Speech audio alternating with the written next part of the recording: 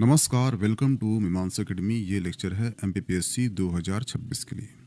ठीक है, तो हम आज समझेंगे मध्य प्रदेश का इकोनॉमी, क्योंकि अभी हाल ही में आपने देखना मध्य प्रदेश का आर्थिक सर्वेक्षण 2025-26 आ चुका है। ठीक है, तो यहाँ से क्वेश्चन आपके मध्य प्रदेश का प्री हो, फॉरेस्ट मेंस हो या एपी हो, ठीक है, या कुल जो एग्ज़ाम हो, यहाँ पे आपको क्वेश्चन देखने को मिलेंगे।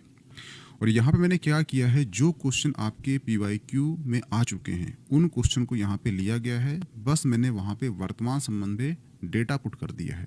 जैसे कि ये क्वेश्चन उसने किया है मध्य प्रदेश एपी 2025 में। ठीक है, तो मैंने यहाँ पे क्या किया है, ये क्वेश्चन आपका पीवाईक्यू का है, लेकिन यहाँ पर मैंने 2025-26 ऐड कर दिया है और साथ में जो ऑप्शन है वो चेंज कर दिया है, क्योंकि जो क्वेश्चन पहले पूछ चुका है पीवाई के संबंध में उसी के इर्द गिर्द से क्वेश्चन बनेंगे आपसे। तो आपको समझ में यहाँ से दो चीज़ आएगी कि जो आर्थिक सर्वेक्षण होता है वहाँ से क्वेश्चन कैसे बनते हैं और किस प्रकार से आपको पढ़ना है। ठीक है, इसलिए ध्यान से लेक्चर को सुनना ताकि आपको यहाँ से दो चीज़ क्लियर होगी, ये क्वेश्चन कैसे बनते हैं आर्थिक सर्वेक्षण से और आर्थिक सर्वेक्षण पढ़ना कैसे है। ठीक है, जैसे कि पहला क्वेश्चन कहता है कि मध्य प्रदेश में प्रचलित कीमतों के आधार पर वर्ष 2025-26 में प्राथमिक क्षेत्र का योगदान कितने % रहा या है। ठीक है, तो यहाँ पे बोला गया है प्रचलित कीमतों। ठीक है, तो पहले ये समझ जाइए कीमत दो होती है। जैसे कोई भी आप सरकार डेटा पुट करती है, कोई भी सरकार अपना जो बजट पेश करती है, बजट संबंधी जो आधार होते हैं उसके दो आधार होते हैं, दो कीमत होती है। एक तो होगा बेस ईयर और एक होगा आपका करेंट ईयर। तो इसी प्रकार से जो बेस ईयर है उसमें हमारी जो अर्थव्यवस्था की ग्रोथ कितनी थी वो पता लगेगा आपको। ठीक है, और उसी प्रकार से जो करेंट कीमत है आपकी इकोनॉमी में उसमें क्या बदलाव हुआ ये पता लगेगा आपको। तो ये होती है ग्रोथ। ठीक है, तो ग्रोथ जो है दो टाइप की होती है, एक होता है स्थिर भाव पर और एक होता है करेंट कीमत पर। हुआ क्लियर? जो स्थिर भाव है उसका जो ईयर है बेस ईयर वो माना गया है 2011-12। ये क्यों माना गया है? जैसे कि आप अपना जो अवलोकन करते हो वो किसी ईयर से करते हो ना, कि मैं 12th में यहाँ पर था, अब मैं इंजीनियरिंग में यहाँ पे पहुँचा हूँ, मेरा पर्सन यहाँ पे था, इतना हमारा था। तो आप किसी ईयर को बांधते हो और वहाँ से अपने विकास की वृद्धि को नापते हो। इसी प्रकार से भारत सरकार ने बेस ईयर माना है 2011-12 कि हम जो विकास की ग्रोथ मापेंगे हम मापेंगे 2011-12 से। हुआ क्लियर? तो क्वेश्चन ये भी आ चुका है कि बेस ईयर कौन सा है, तो बेस ईयर आपका 2011-12। ये जो आपको पीपीटी दिख रही है ये पीपीटी को आप ध्यान से उतार लेना। ठीक है, क्योंकि ये पीपीटी आपको मेंस और प्री दोनों में काम आएगी। कैसे काम आएगी बताऊंगा आपको। ठीक है, तो ये तो हो गया आपका स्थिर भाव और एक हुआ करंट वैल्यू। ठीक है, तो इसमें दो पार्ट होंगे कि जो स्थिर भाव है उसमें एक अंकीय संख्या होगी और एक होगा आपका परसेंट। एक होगा आपका अंकीय और एक होगा आपका परसेंट, यानी कि परसेंट में आपने कितनी ग्रोथ करी है और अंकीय क्षेत्र में कितनी ग्रोथ की है। ठीक है, तो ये ध्यान रखना कि स्थिर भाव की तुलना हो रही है तो सिंपल सी बात है कि स्थिर भाव के अकॉर्डिंग आपकी जो वैल्यू है ये कम हो जाएगी और जो करंट प्राइस होता है ये अधिक होता है, इसलिए आपकी जो वैल्यू है यहाँ पर बढ़ जाएगी। ठीक है, जैसे कि आपको यहाँ से डेटा याद रखना, यहाँ जितने डेटा दिए गए हैं आपको सारे याद होना चाहिए। इसे क्या करना, जहाँ पे आप पढ़ते हो, जहाँ सोते हो, इस पेपर को वहाँ पे चिपका देना, इस डेटा को। ठीक है, और इसे याद भी मत करना, बस जब भी आप खाली बैठते हो तो इसे बस देख लेना, एक बार देख लिए बस, सिंपल से याद नहीं करना। ठीक है, लेकिन जैसे कल एग्ज़ाम है तो आज रात को उसे अच्छे से डेटा को देख लेना, ताकि कल सुबह एग्जाम में जाओ और वहाँ आपको दिखता है तो आप वहाँ पे पहले ही इसको जो आंकड़े होते हैं, ऐसे क्वेश्चन जो आते हैं आंकड़े वाले, उसको पहले ही आप टिक कर लेना कि इसका आंसर ये है। ठीक है, तो इसमें क्या होगा कि आपको डेटा भी याद हो जाएगा और जो क्वेश्चन आंसर जो क्वेश्चन आया है आपका प्री में वो भी गलत नहीं होगा। लेकिन ध्यान रखना, अगर आप इसे याद कर लेते हो तो आपको मेंस में काम आएगा, क्योंकि मेंस में तो आपको लिखना है और मेंस में तो कोई लिखना होता है तो उसमें पूरे रटा होना चाहिए, यानी याद होना चाहिए डेटा। ठीक है, इसलिए डेटा अगर याद होता है तो आपका मेंस का क्वेश्चन आंसर छूटेगा नहीं आपसे। ठीक है, जैसे कि अंकीय भाव होता है, ठीक है, उसका आंकड़ा ये दिया गया है और जो 2011-12 जो बेस ईयर है उसमें जो परसेंट है, क्वेश्चन आपसे ये करेगा कि स्थिर भाव में हम कितनी वृद्धि करें हैं 2025-26 में, तो उसका आंसर है 8.04%। आपसे क्वेश्चन कराया कि बेस ईयर जो 11-12 है और 2025-26 में है, इतने सालों में सर्वाधिक ग्रोथ कहाँ हुई है स्थिर भाव में, तो वो ईयर कौन सा है, वो ईयर है 2016-17। 16-17 को हमारी ग्रोथ कितनी हुई है, वो हुई है 12.40%। ये कितनी है, सर्वाधिक वृद्धि है। एक क्वेश्चन और आएगा कि 2011-12 से लेकर वर्तमान जो 25-26 है, इसमें जो सर्वाधिक डिक्लाइन यानी सबसे ग्रोथ कम कहाँ हुई है, तो वो हुई है 2021 में। कितनी हुई है, तो वो हुई है 4.74% माइनस में। ठीक है, क्यों हुई है, क्योंकि इसमें क्या आया था जानते हो, इसमें 19-20 में आया था कोविड। जब कोविड आएगा तो अर्थव्यवस्था की बीड़ बज जाएगी, जब बीड़ बजेगी तो उसकी जो ग्रोथ रेट है वो कम हो जाएगी। हुआ क्लियर? तो ये डेटा आपको याद हो जाना चाहिए। दूसरी चीज़, क्वेश्चन आपको आएगा चालू कीमत पर वर्तमान जो इकोनॉमी है उसका कितना बड़ा रूप है अंकीय क्षेत्र में, तो वो है इतना। ठीक है, लेकिन आपसे क्वेश्चन करता है कि परसेंट में कितना है, तो ध्यान रखना 2025-26 में जो ग्रोथ रेट है चालू कीमत पर वो कितनी है, वो है आपका 11.14%। अगर यहाँ क्वेश्चन करता है कि सर्वाधिक वृद्धि किसमें हुई है करंट वैल्यू पर, तो वो हुई है 2012-13 में। कितनी हुई है, वो हुई है 20.71%। हुआ क्लियर?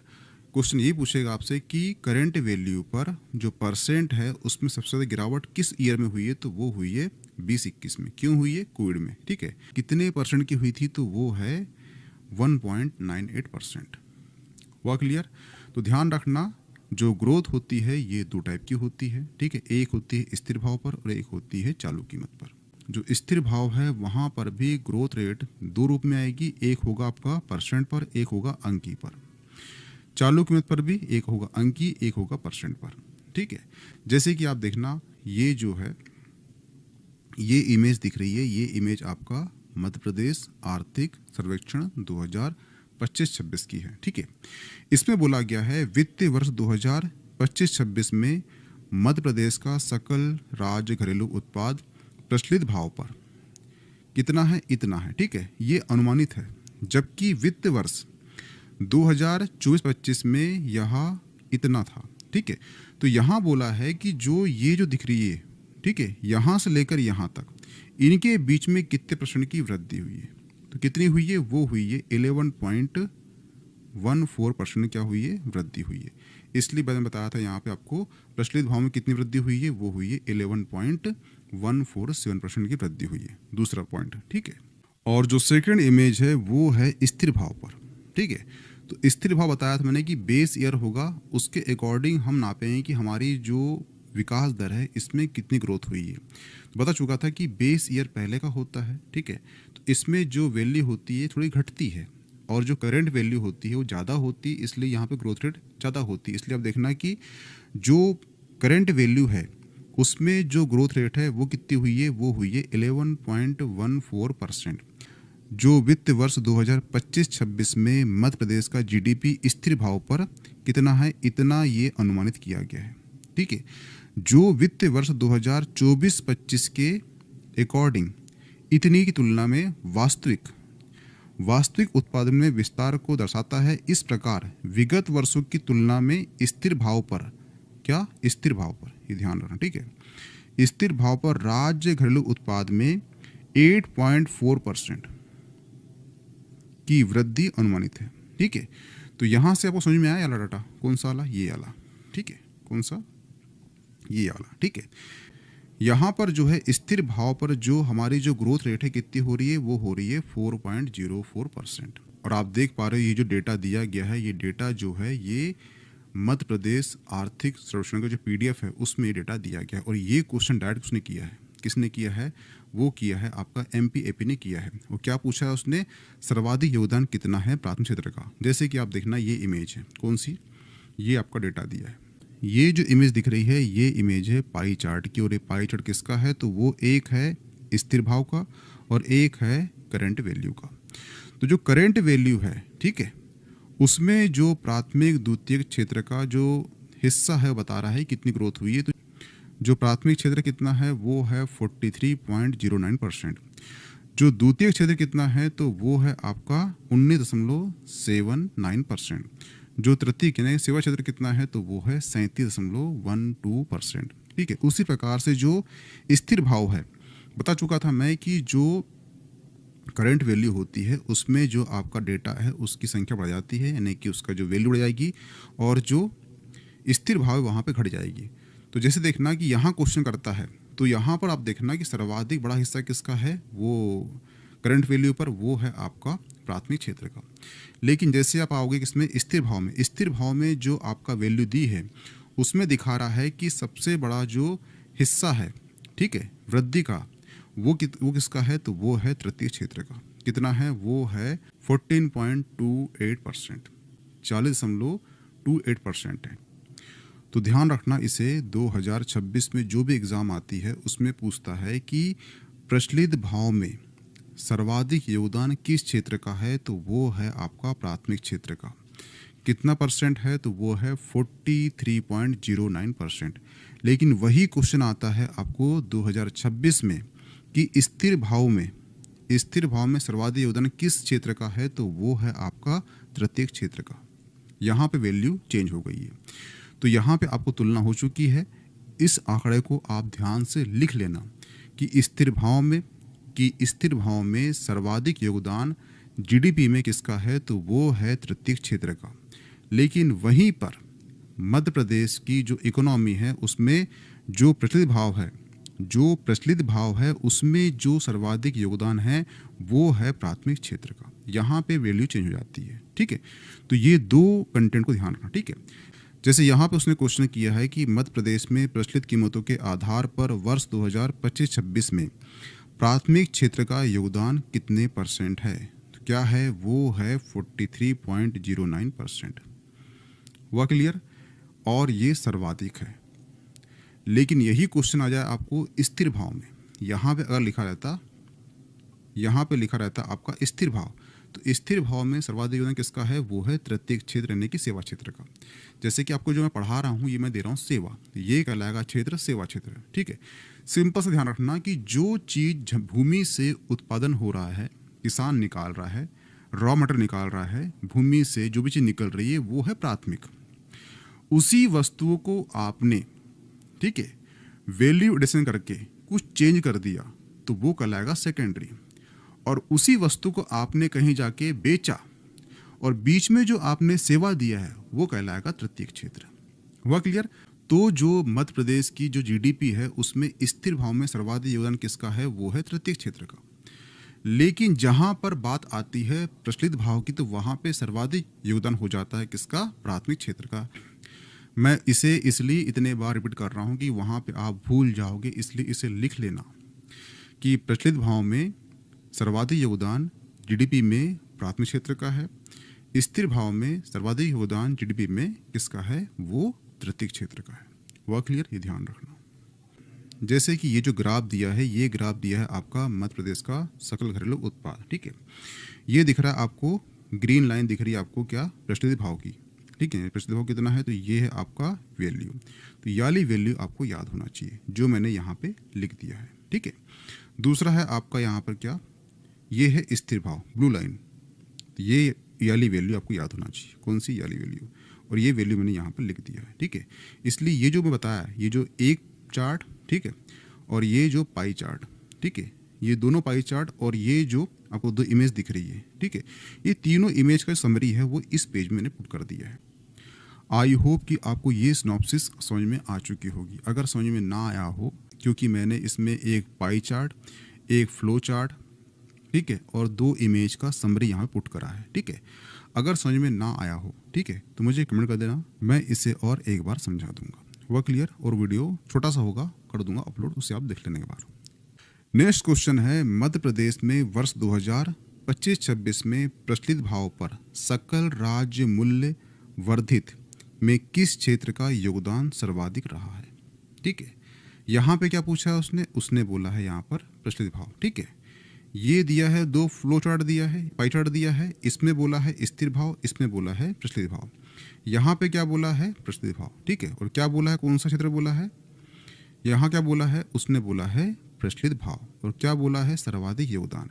तो यहाँ चल रहा है, ये दिखा है आपको क्या, ये आपको दिख रहा है प्रचलित भाव, ये आपको दिख रहा है प्रचलित, ये आपको दिख रहा है प्रचलित भाव, ठीक है।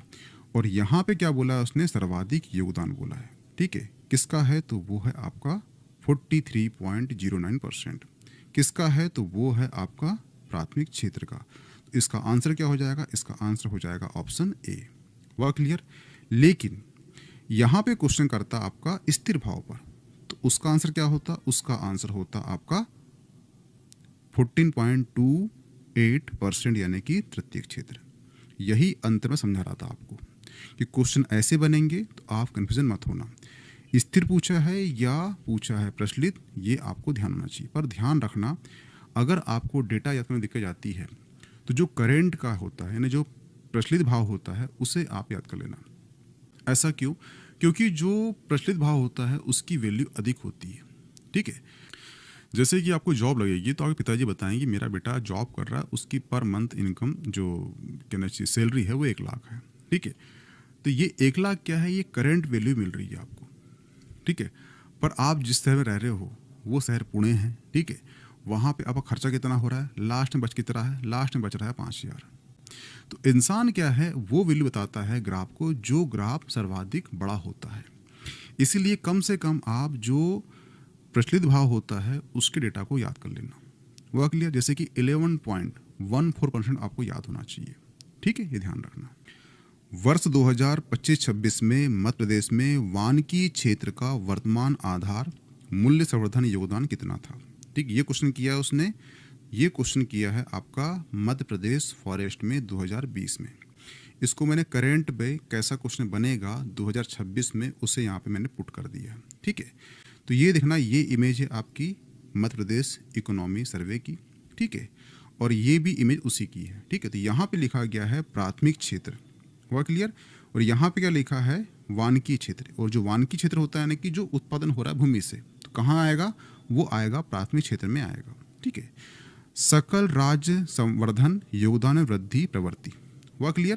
तो यहाँ पे जो दिया गया है उप क्षेत्र, यानी कि आपका जो प्राथमिक क्षेत्र है उसमें कितने उप क्षेत्र होते हैं, तो एक होता है फसल, एक होता है पशुधन, एक होता है वानिकी, एक होता है मत्स्य जलीय कृषि, खनन और उत्खनन और प्राथमिक क्षेत्र, हुआ क्लियर। यहाँ पूछा है कि वानिकी क्षेत्र में मूल्य संवर्धन योगदान कितना था, तो यहाँ पे कितना है, ध्यान रखना, ये वानिकी क्षेत्र है, ठीक है। वानिकी क्षेत्र में जो 2025-26 है उसका कितना योगदान है, वो है 2.13%, ये दिया है परसेंट में, ठीक है। तो यहाँ से और क्वेश्चन कैसे बन सकते हैं, वो बनेंगे आपसे कि प्राथमिक क्षेत्र में सर्वाधिक योगदान किस उप क्षेत्र का है, तो आप देख पा रहे हो फसल कितना है, वो है 31.44%, ठीक है। लेकिन जो 25-26 है वहाँ कितना है, तो वहाँ पर है 13.17, यानी यहाँ पे घट गया है। तो ये आपको वैल्यू होना चाहिए, कौन सी वैल्यू, ये जितनी वैल्यू दी है आपको, ये वैल्यू आपको पूरी याद होना चाहिए। क्यों, जैसे कि आप देखना कि ये क्वेश्चन 20 में कर चुका है, ये क्वेश्चन कर चुका है, सिंपल सी बात है कि 26 में यहाँ से क्वेश्चन बनेंगे। तो आप कम से कम ये जो है ये क्षेत्र की इतनी वैल्यू आप लिख लेना सामने डेटा को, ठीक है। ध्यान रखना, इस जो बजट में या आर्थिक सर्वेक्षण में 536 पेज हैं, ठीक है। तो 536 में से आपको क्या क्या पढ़ना है, आपका कौन सा एग्जाम होता है, उस एग्जाम में कैसे क्वेश्चन आते हैं, उस क्वेश्चन को मैंने यहाँ पे पुट करा है और उसकी जो इमेज यहाँ पुट कर दिया है। तो कितना काम आसान हो गया है आपके लिए कि आपको 536 पढ़ना ही नहीं है, जो क्वेश्चन आ रहा है उस क्वेश्चन की डिमांड पर कौन सा क्वेश्चन बन सकता है वो आपको याद करना है बस। इस प्रकार से आपका 26 में जो क्वेश्चन बनेगा वो क्वेश्चन इससे बाहर जाएगा ही नहीं, क्योंकि उसने क्वेश्चन कर लिया है 2020 में वानिकी वाला, अब वो क्वेश्चन कर लेगा फसल कर लेगा, पशुधन कर लेगा, मत्स्य कर लेगा, खंड कर लेगा। तो आपको कम से कम ये वैल्यू के साथ याली वैल्यू जो है करंट की वैल्यू याद होना चाहिए, ठीक है। और एक चीज़ ध्यान रखना, आप देख रहे हो ये योगदान परिवर्तन, तो देखना फसल जो है यहाँ पे कम हो चुकी है, ठीक है, पशुधन बड़ा है, ठीक है, वानिकी घटा है, मत्स्य जलीय बड़ा है, ठीक है, और खनन ये घटा है, प्राथमिक क्षेत्र कुल ये घटा है। तो आप ध्यान रखना कि दो क्षेत्र कौन कौन से, एक हो गया आपका पशुधन और एक हो गया आपका मत्स्य जलीय, ये इसमें ग्रोथ हुई है। तो जो ग्रोथ हुई है आपको याद होना चाहिए। क्वेश्चन ये कर रहा है कि ऐसे कौन कौन क्षेत्र हैं प्राथमिक क्षेत्र के इसमें ग्रोथ हुई है, दो क्षेत्र का नाम बताइए, तो वो है आपका पशुधन और एक हो गया आपका मत्स्य जलीय कृषि। और बाकी सब घटे हैं, ठीक है। तो कम से कम जो वृद्धि हुई है वो आपको याद होना चाहिए। कितना आसान हो गया, ठीक है। तो दो वैल्यू आपको याद होना चाहिए। क्वेश्चन ये कर लिया है कि पशुधन का वर्तमान में योगदान में कितना परिवर्तन हुआ है, ठीक है। तो ये जो वैल्यू है कौन सी, 7.22% आपको याद होना चाहिए। और मत्स्य जलीय 0.61% आपको याद होना चाहिए। हुआ क्लियर। सर्वाधिक कौन सा है, सर्वाधिक है फसल का, तो ये आपको याद होना चाहिए, क्योंकि ये क्वेश्चन कर लिया है कि जो कृषि है प्राथमिक क्षेत्र होता है उसमें जो सर्वाधिक योगदान किस क्षेत्र का है वो कितना % है, तो वो फसल है, ठीक है। और जो योगदान कितना है तो वो है 13.13%। वो क्लियर। दूसरी चीज, अब ये क्वेश्चन कर लिया कि जो प्राथमिक क्षेत्र है उसमें सबसे कम योगदान किसका है, तो किसका है, वो है मत्स्य और जलीय कृषि का। तो आपको इस प्रकार से क्वेश्चन बनेंगे आपसे, ठीक है। पहला क्वेश्चन कर लिया कि सर्वाधिक किसका है, तो वो फसल का है। दूसरा करेगा सबसे कम किसका है, तो वो है मत्स्य का। दो वैल्यू हो गया, ठीक है। फिर दो वैल्यू याद करना है आपको कौन सी, जो प्लस में है, ठीक है। तो कम से कम इतनी वैल्यू तो आपको याद होनी चाहिए, सर्वाधिक और सबसे कम, और जिसकी ग्रोथ हुई है वो दो वैल्यू, ठीक है। तो इतने डेटा आपको याद होना चाहिए यहाँ से। जैसे कि इसका आंसर क्या होगा, इसका आंसर हो जाएगा, ये दिया गया है वानिकी और ये इमेज दी गई किसकी, आपका MP आर्थिक सर्वेक्षण की। इसमें बोला गया है वानिकी का प्रचलित भाव पर योगदान वित्त वर्ष 2024-25 में कितना था, वो था 20.20% था। जो वित्त वर्ष 2025-26 में कितना हो चुका है, वो हो चुका है 2.13% हुआ है, ठीक है। तो यहाँ पे क्या हुआ है, इतना था, इतना है, तो ये घटा है। बताया था मैंने कि ये जो वानिकी है ये घटा है, ठीक है। तो ये इसका आंसर क्या हो जाएगा, इसका आंसर हो जाएगा ऑप्शन B 2.13%, ठीक है। ये ध्यान रखना।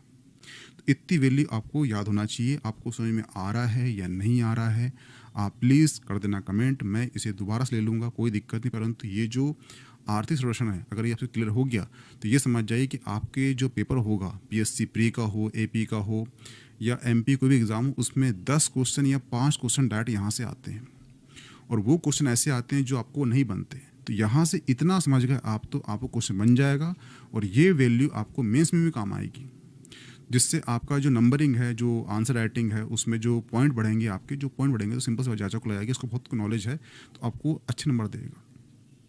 इसलिए ध्यान से कर देना कमेंट। अगर समझ में नहीं आया होगा तो मैं दोबारा से ये लेक्चर ले लूँगा, कोई दिक्कत नहीं मुझे, ठीक है। नेक्स्ट क्वेश्चन है, वर्ष 2025-26 में प्राथमिक क्षेत्र के अंतर्गत मध्य प्रदेश में सकल राज्य मूल्यवर्धन में सबसे कम योगदान। देखो मैंने बताया था अभी जस्ट आपको कि सर्वाधिक योगदान पूछ सकता है आपसे, तो वो है फसल का। सबसे कम पूछेगा तो उसका क्या है, सबसे कम किसका है, सबसे कम है, ये आपको दिख रही है वैल्यू, और ये किसकी वैल्यू है, ये है मत्स्य जलीय कृषि की। और आपको ये क्वेश्चन पूछ चुका है, 2024 में कर चुका है। तो सिंपल सी बात है, ये क्वेश्चन आपको 2026 में आ सकता है।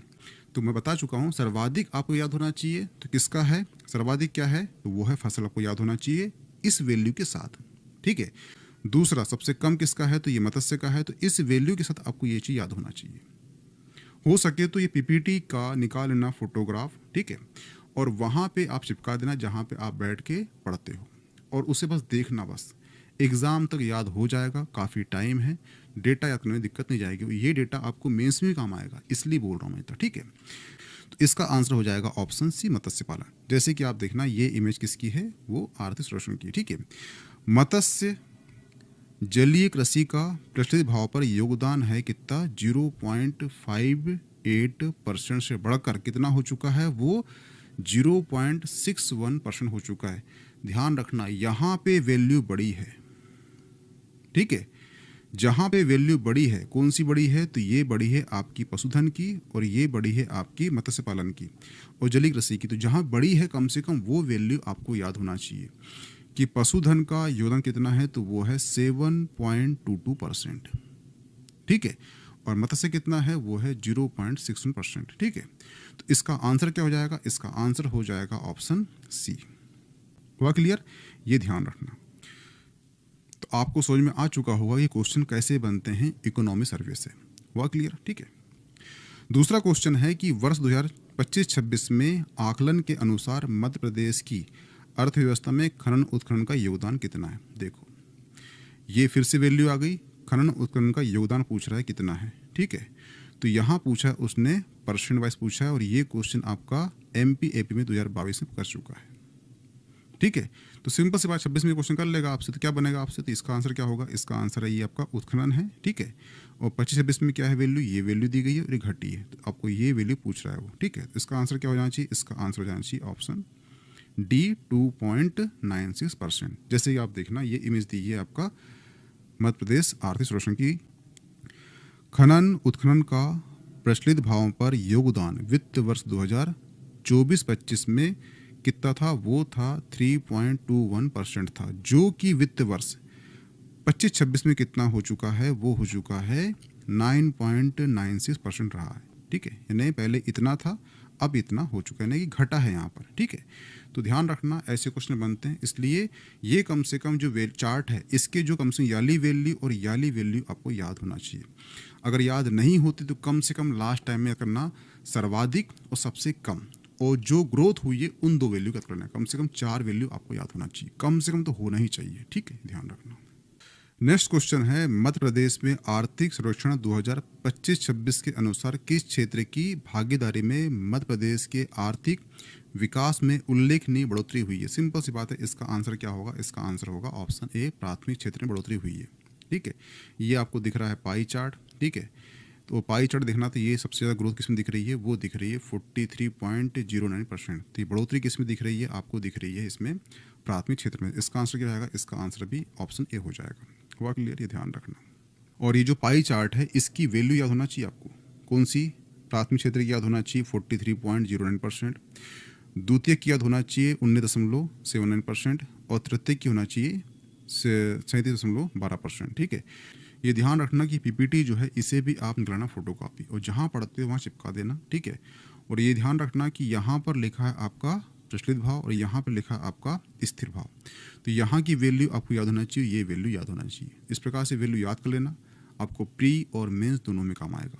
और यहाँ से क्वेश्चन बाहर नहीं जाएंगे, मैं बार बार बोल रहा हूँ, इसलिए ध्यान से जो बता रहा हूँ उतना कम से कम कर लेना, और इससे बाहर जाते हैं तो किसी से बनना भी नहीं है। ठीक है, मध्य प्रदेश में वर्ष 2025-26 में अग्रिम अनुमानों के आधार पर सकल राज्य मूल्यवर्धन में किस क्षेत्र का योगदान सर्वाधिक रहा है, किसका रहा होगा, वो है प्राथमिक क्षेत्र, हम पढ़ चुके हैं। ठीक है, राजकोषीय वर्ष 2025-26 में मध्य प्रदेश में सकल मूल्यवर्धन में प्राथमिक क्षेत्र का योगदान है, कितना है, कितना है यहाँ पर। ठीक है, यहाँ पे क्या दिया है वैल्यू, ये चीज़। ठीक है, तो ये तो आपको बन जाएगा, कोई दिक्कत नहीं है। ठीक है, मध्य प्रदेश में वर्ष 2025-26 में अग्रिम अनुमानों के आधार पर सकल राज्य मूल्यवर्धनों में किस क्षेत्र का योगदान सर्वाधिक रहा है, किसका होगा, प्राथमिक क्षेत्र। ठीक है, कोई दिक्कत नहीं, बन जाएगा आपसे भी। ठीक है, वर्ष 2025-26 में मध्य प्रदेश के द्वितीय क्षेत्र में किस उद्योग का योगदान सर्वाधिक है। ठीक है, अब आपका एक काम है कि आप इकोनॉमी सर्वे निकालना। ठीक है, मेरे जो टेलीग्राम ग्रुप है वहाँ PDF पड़ी है, उसका यहाँ से देख के आंसर बताना, मुझे कमेंट कर देना यहाँ पर, या फिर टेलीग्राम में ओपन कर दूंगा, बता देना वहाँ पर कि इसका आंसर क्या होना चाहिए। ठीक है, और इसका जो एक्सप्लेनेशन है मैं नेक्स्ट लेक्चर में करूँगा। ठीक है, मैं इसलिए दे रहा हूँ कि आप कितना पढ़ रहे हो कितना नहीं पढ़ रहे हो ये मुझे पता होना चाहिए। ठीक है, तो इसका आप देना आंसर किस में, कमेंट बॉक्स में। मध्य प्रदेश की GDP में तृतीय क्षेत्र के किस उप क्षेत्र का योगदान 2025-26 में सर्वोच्च था। ठीक है, तो ये जो इमेज दिख रही है आपको, ये इमेज दिख रही है आपको तृतीय क्षेत्र की। ठीक है, और उसके ये उप क्षेत्र हैं। ठीक है, ध्यान रखना, जो तृतीय क्षेत्र है उसके उप क्षेत्र होते हैं व्यापार, परिवहन, रेलवे, संचार, वित्त, रियल एस्टेट। ठीक है, लोक प्रशासन, अन्य सेवा, ये सभी जो है आपका तृतीय क्षेत्र में आ जाता है। और यहाँ बोला है उसने सर्वोच्च स्थान किसका है योगदान का, तो यहाँ पे आप देखना कि ये आपका दिया है उपक्षेत्र और ये दिया है आपका 25-26 की वैल्यू। ठीक है, यहाँ पे आप देख लीजिए सर्वाधिक में किसका है, वो है आपका 10। उसमें क्या लिखा है, व्यापार, मरम्मत, होटल, रेस्टोरेंट। इसका आंसर क्या हो जाएगा, इसका आंसर हो जाएगा ऑप्शन ए हो जाएगा। हुआ क्लियर। जैसे कि आप देखना, ये जो इमेज दिख रही है, ये इमेज दिख रही है आपको आर्थिक सर्वेक्षण की, और यहाँ दिया गया है वैल्यू कौन सा, 10.35%। ठीक है, यहाँ पे आपको दिख रहा है GSAV, तो ये क्या है। ठीक है, ध्यान रखना, एक होता है आपका GDP और एक होता है आपका GVA। ठीक है, तो क्या होता है, ध्यान रखना, जैसे कि आपने चाय बनाया, ठीक है। तो चाय में आपको दूध, शक्कर, ठीक है, पानी, गैस सब लगी, आपको खर्चा आ गया 200 का, ठीक है। और आपने चाय वो बेची 400 में, हुआ क्लियर। तो 400 जो है वो कहलाएगा आपका जीडीपी, हुआ क्लियर। लेकिन इसमें अगर हमको GAV निकालना है, लेकिन हमको इसमें GVA निकालना है, तो उसमें जो वैल्यू आपकी एड लगी है, जिसमें शक्कर आपने लिए, दूध लिए, पानी लिए, गैस लिए, वो चीज़ जो आपने लिए हो उसकी कीमत को घटा देंगे हम, घटा देंगे 200 रुपये। कितना बचेगा? 200 बचेगा। तो ये आपका क्या हो जाएगा? GVA हो जाएगा, हुआ क्लियर। जीडीपी क्या होता है? जीडीपी होता है किसी देश के सीमा के भीतर एक वित्तीय वर्ष में उत्पादित समस्त वस्तुओं का अंतिम मौद्रिक मूल्य, वो होता है जीडीपी। लेकिन GVA क्या होता है? ये होता है उसमें जो जीडीपी है उसमें से जो आपका इनपुट है, जो भी आपका खर्चा लगा है, उसको करते हैं माइनस, और जो निकलती है वैल्यू उसे कहते हैं GVA, ठीक है। इसलिए बोला है उसने यहाँ पे GSVA पे योगदान वित्तीय वर्ष 2025-26 में कितना है? किसका? व्यापार होटल का, वो है 10.35%, हुआ क्लियर। तो ध्यान रखना, यहाँ से क्वेश्चन करेगा आपसे, ये जो इमेज है यहाँ से क्वेश्चन कराया है कि, अब ध्यान रखना, ठीक है। 3 चीज होती है, प्राथमिक, द्वितीयक, तृतीयक। तो द्वितीयक का आपको देख के बताना है कि उसका आंसर क्या होगा। प्राथमिक बता चुका हूं मैं, ये तृतीयक है। तृतीयक का ध्यान रखना कि यहाँ पूछा है उसने सर्वाधिक योगदान पूछ लिया उसने, ठीक है। अब यहाँ से क्वेश्चन बनेगा आपसे कि सबसे कम योगदान किसका है। सबसे कम किसका है? वो है आपका, दिख रहा है यहाँ पर याली वैल्यू, वो क्या है? रेलवे का सबसे कम है। तो ये कंटेंट आपको याद होना चाहिए, कम से कम 2 वैल्यू याद होना चाहिए, ठीक है। दूसरी चीज, यहाँ पे सब जीरो हो गए, माइनस माइनस माइनस, यहाँ पे एक प्लस हुआ है, ये प्लस हुआ है, ये प्लस हुआ है, ये प्लस हुआ है, ठीक है। तो वित्त वर्ष, रियल एस्टेट, व्यावसायिक सेवा और लोक प्रशासन, ये सब क्या हुआ? अन्य सेवा, ये सब क्या प्लस हुए हैं। तो आपको कम से कम इनकी याली वैल्यू याद होना चाहिए। मैं वही बोल रहा हूँ ना कि आप जो है ये जो पेपर है, ठीक है, ये जो इमेज है, प्राथमिक क्षेत्र, द्वितीयक क्षेत्र और तृतीयक क्षेत्र, इन तीनों की इमेज जो है आप चिपका लेना जहाँ पढ़ते हो, और इन वैल्यू को देखते रहना। कम से कम, सर्वाधिक और न्यूनतम योगदान वाला तो आप रट डालना, यहाँ से क्वेश्चन बनेगा तो छूटना नहीं चाहिए आपसे। ये क्वेश्चन पहले ही आउट हो चुका है, ठीक है। जैसे कि ये क्वेश्चन आया है MPPSC फॉरेस्ट मेंस 2022 में, ठीक है। इसमें क्वेश्चन क्या किया है उसने? 2025-26, यहाँ पे लिखा हुआ था 2021-20, ठीक है। लेकिन मैंने यहाँ पर चेंज कर दिया है डाटा वर्तमान का। यहाँ अगर क्वेश्चन करेगा आपका 2025-26 में आर्थिक सर्वेक्षण 2025-26 के अकॉर्डिंग, तो ध्यान रखना क्वेश्चन ये करेगा कि वर्ष 2025-26 में मध्य प्रदेश में द्वितीयक क्षेत्र में किस उद्योग का योगदान सर्वाधिक है। अब यहाँ पे आपको दिख रहा है आपका बिजली, गैस, निर्माण, उत्पादन और उपयोगिता सेवाएं, ठीक। ये जो इमेज दिख रही है, ये इमेज एक्चुअली किसकी है? वो है आर्थिक सर्वेक्षण 2025-26 की। इसके पहले जो लेक्चर लिया गया था पार्ट 1, उसमें हमने पढ़ चुका है आर्थिक सर्वेक्षण 25-26 के अकॉर्डिंग प्राथमिक क्षेत्र और तृतीयक क्षेत्र, ठीक है। जो सेकेंडरी क्षेत्र था वो रह चुका था, जैसे कि आप देख पा रहे हो ये है सेकेंडरी क्षेत्र, ठीक है। और इसके जो उप क्षेत्र हैं वो कौन कौन से हैं? तो ये हैं इसके उप क्षेत्र, कौन कौन से हैं? विनिर्माण, विद्युत क्षेत्र, गैस, ठीक है, और निर्माण। तो ये इसके तृतीय क्षेत्र के ये पार्ट हैं, ये उप क्षेत्र हैं, ठीक है। आप यहाँ पे देख पा रहे हो ये डेटा दिया गया है 2024-25 का, और ये डेटा दिया गया है 2025-26 का। और इन डेटा में, ठीक है, ये उप क्षेत्र में सर्वाधिक जो योगदान है वो किसका है? वो है 9.22%। सबसे बड़ा भाग योगदान इसका है। तो ये कौन सा क्षेत्र है? वो है निर्माण। तो इसका जो आंसर क्या होगा? इसका आंसर होगा निर्माण।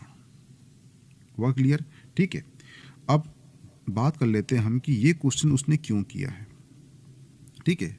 यानी कि द्वितीयक क्षेत्र से यही क्वेश्चन क्यों किया उसने कि किस ग्रोथ का सर्वाधिक योगदान है, ऐसा क्यों किया? उसके पीछे रीजन आप देखना, आप यहाँ पे देख पा रहे हो जो परिवर्तन परसेंट में, ठीक है। तो यहाँ पर भी जो है विनिर्माण यहाँ पर घटा है, ठीक है। विद्युत सेवा, जलापूर्ति यहाँ पे घटा है। जो निर्माण है यहाँ पे ये प्लस में है, और बाकी द्वितीयक क्षेत्र जो टोटल देखा जाए तो वो भी पूरा घटा हुआ। लेकिन जहाँ पर द्वितीयक क्षेत्र के जो उप क्षेत्र हैं उसमें सर्वाधिक जो ग्रोथ है वो किसकी है, वो निर्माण की है। तो ध्यान रखना, जब भी आप पढ़ते हो आर्थिक सर्वेक्षण या बजट, तो जहाँ पे ग्रोथ दिखाई गई है, ठीक है, गवर्नमेंट के द्वारा, ठीक है, तो उस डेटा को आप रट डालना, याद कर लेना, क्योंकि वहाँ से ही क्वेश्चन उठेंगे। सर्वाधिक ग्रोथ होती है तो उसको पढ़ना। ध्यान रखना, जो भी सेक्टर है उसकी ग्रोथ हुई है तो वो आपको याद होना चाहिए उसका डेटा। जैसे कि आप देखना, यहाँ पे उसने कुछ नहीं पूछा है क्योंकि सभी क्या हुआ, यहाँ पे माइनस हुआ है, सभी सेक्टर यहाँ पे डिक्लाइन हुए हैं, बस मात्र जो निर्माण है ये गया है प्लस में, ठीक है। अब प्लस में गया है तो इसीलिए आपको 9.22% पे याद होना चाहिए। अब नेक्स्ट क्वेश्चन कर सकता है कि यहाँ पे क्वेश्चन कर ले कि 2025-26 में द्वितीयक क्षेत्र में जो निर्माण क्षेत्र है उसका कितना परसेंट योगदान है, तो उसका कितना परसेंट है, वो है 9.22%। ये आंकड़ा आपको याद होना चाहिए क्योंकि ये आंकड़े में क्या हुआ है, इस सेक्टर में ग्रोथ हुई है। जब ग्रोथ हुई है तो ये आंकड़ा आपको याद होना चाहिए। हुआ के लिए पहली चीज़, और इस आंकड़े को आप मेंशन कर सकते हो मेंस में भी। जब मेंस दोगे आप तो वहाँ मेंशन कर सकते हो कि द्वितीयक क्षेत्र में सर्वाधिक जो ग्रोथ हुई है वो निर्माण क्षेत्र की हुई है। तो ये जो और निर्माण क्षेत्र की हुई है वो कितने परसेंट हुई है, तो वो हुई है 9.22% हुई है। इस आंकड़े को वहाँ पुट कर सकते हो। इस प्रकार से आप मेंस में भी यहाँ पर इस आंकड़े का यूज़ कर सकते हो, इसलिए आपको ये आंकड़ा ध्यान से याद होना चाहिए। हुआ क्लियर? तो ये हो गया आपका द्वितीयक क्षेत्र। तो ये हो गया आपका द्वितीय क्षेत्र। हमने इसके पहले प्राथमिक और तृतीय क्षेत्र पढ़ा चुका है। अब हम कर लेते हैं मध्य प्रदेश की प्रति व्यक्ति आय से 1990 से लेकर 2026 तक जितने क्वेश्चन आए हैं PYQ बेस में, उस बेस के अकॉर्डिंग वर्तमान में या भविष्य में कैसे क्वेश्चन बनेंगे, उस क्वेश्चन के अकॉर्डिंग हम पढ़ लेते हैं अब आर्थिक सर्वेक्षण मध्य प्रदेश का 2025 का। ठीक है, जैसे कि ये क्वेश्चन किया है मध्य प्रदेश 2025 के प्री में। क्वेश्चन क्या किया है, उसने किया है मध्य प्रदेश में वित्त वर्ष 2011-12। तो 11-12 क्या है, 11-12 है, ये है बेस ईयर 2025-26 तक। अब ये जो क्वेश्चन किया था यहाँ लिखा था 2024-25, लेकिन वर्तमान परिप्रेक्ष्य में क्वेश्चन आपको आएगा तो यहाँ लिखा रहेगा 2025-26 तक चालू कीमत। क्या लिखा है यहाँ पर, चालू कीमत। तो चालू कीमत क्या होता है, स्थिर भाव क्या होता है, ये पहले पार्ट में बता चुका हूँ, जिसको समझ में नहीं आता वहाँ पे जाके देख लीजिए। ठीक है, पर प्रति व्यक्ति आय कितनी बड़ी है, जो प्रति व्यक्ति आय है उसमें कितनी बड़ी है, ठीक है, कितनी बड़ी है, तो ये आप देख लीजिए डाटा। ठीक है, ये आपको दिख रहा है आर्थिक सर्वेक्षण 2025-26 का इमेज। ठीक है, इसमें जो दिया गया है आपका ग्रीन लाइन, ये है आपका प्रचलित भाव, और जो दिया है ब्लू लाइन ये दिया गया है आपका स्थिर भाव। तो जो प्रचलित भाव है उसमें जो प्रति व्यक्ति आय है, ठीक है, प्रति व्यक्ति आय है उसको माना गया है 1,69,050 के लगभग माना गया है कि इतनी प्रति व्यक्ति आय होने की संभावना है। ठीक है, उसी प्रकार से जो स्थिर भाव है वहाँ प्रति व्यक्ति आय माना गया है कितना, 76,971। हुआ क्लियर? ये मध्य प्रदेश की प्रति व्यक्ति आय। हुआ क्लियर? ठीक है, तो प्रति व्यक्ति आय के अकॉर्डिंग देखा जाए तो ये है आपका बेस ईयर का प्रति व्यक्ति आय 38,497। हुआ क्लियर? दूसरा पॉइंट, 2025-26 में 1,69,050 ये क्या है, प्रति व्यक्ति आय। तो ये क्वेश्चन कर रहा है कि 2011-12 से लेकर 2025-26 तक, यानी 38,000 से लेकर हम 1,69,000 तक हम जब पहुँचे हैं तो इसमें कितने गुना की वृद्धि हुई है, यानी कितने गुना वो बड़ी है बोल रहा है। ठीक है, तो अगर आप देखा जाए मोटा मोटा अगर इसमें आप 4 का मल्टीप्लाई करते हो तो उसका जो आंसर होगा वो 1600 के आसपास होगा। जैसे कि आपने देखना 4 × 4 कितना होता है, 1600 होता है। उस प्रकार से 38 यानी कि 4 के आसपास है, और जो 16 है ये भी 4 के आसपास 4 गुना हो जाता है। इस प्रकार से इसका जो आंसर होगा वो होगा कितना, वो होगा ऑप्शन सी, लगभग 4 गुना। हुआ क्लियर? अब आप देखना ये तो हो गया क्वेश्चन आपका किस पे, चालू कीमत पर, लेकिन यहाँ पर अगर लिखा रहता स्थिर कीमत तो उसका आंसर क्या होता। ध्यान रखना, अगर आप देख पा रहे हो ये आपका दिख रहा है कौन सा, ये चालू कीमत पर है, ये आपका दिख रहा है बेस ईयर पर है। 2011-12 में जो प्रति व्यक्ति आय थी वो कितनी थी, वो थी अपनी 38,497 मान लो, ठीक है। अब वो पूछेगा आपसे कि स्थिर भाव में जो प्रति व्यक्ति आय है 2025-26 में ये कितनी होगी, यानी यहाँ से यहाँ तक हम पहुँचे हैं तो उसमें कितने गुना की वृद्धि होगी, तो उसका आंसर क्या होगा। तो ध्यान रखना, अगर आप इसमें 2 का मल्टीप्लाई करते हो तो ये हो जाएगा दुगुना। क्या हो जाएगा, ये हो जाएगा दुगुना हो जाएगा, ठीक है। तो क्वेश्चन आपको आता है चालू कीमत पर वर्तमान में, तो उसका जो प्रति व्यक्ति आय है उसमें कितने गुना की वृद्धि हुई है, तो उसमें 4 गुना की वृद्धि हुई है। लेकिन वही क्वेश्चन आता है आपको वर्तमान में कि यहाँ पे क्वेश्चन लिखा आता है कि स्थिर भाव में प्रति व्यक्ति आय 2011-12 के बेस ईयर से कितनी गुना की वृद्धि हुई है, तो उसका आंसर होता दुगुना होता। अब ये बेस ईयर और जो प्रचलित कीमत है और जो स्थिर भाव है इसमें इतना अंतर क्यों है। बेस ईयर तो इसलिए मापा जाता है कि हम जो हैं 2011-12 में कहाँ थे और हमने अब तक कितनी ग्रोथ की है, उसके कारण यहाँ बेस ईयर लिया गया है। तो ये पॉइंट को क्लियर हो चुका होगा। अब बात कर लेते हैं हम स्थिर भाव की और जो है प्रचलित भाव की। स्थिर भाव का मतलब होता है जब हम महंगाई को हटा देते हैं तो वो आता है स्थिर भाव, और जो करंट वैल्यू होती है जिसमें महंगाई भत्ता सब ऐड होता है उसको बोलते हैं प्रचलित भाव। इसलिए जो स्थिर भाव होता है उसमें महंगाई नहीं रहती, हटा दिया जाता है, इसलिए उसका जो डेटा है उसका ग्राफ कम होता है हर समय, ठीक है। और जहाँ महंगाई ऐड होगी उसका ग्राफ ज़्यादा होगा। हुआ क्लियर। तो ये होगा, ध्यान रखना कि क्वेश्चन आता है कि चालू कीमत प्रति व्यक्ति आय कितनी होगी, तो वो होगी 4 गुना। हुआ क्लियर। तो चालू कीमत पर क्वेश्चन आता है आपको, तो उसका आंसर होगा कितना, 4 गुना। लेकिन वही क्वेश्चन आएगा आपको यहाँ पे लिखा आता आपका स्थिर भाव, तो उसका होता 2 गुना। हुआ क्लियर, कन्फ्यूजन बिल्कुल मत होना, ठीक है।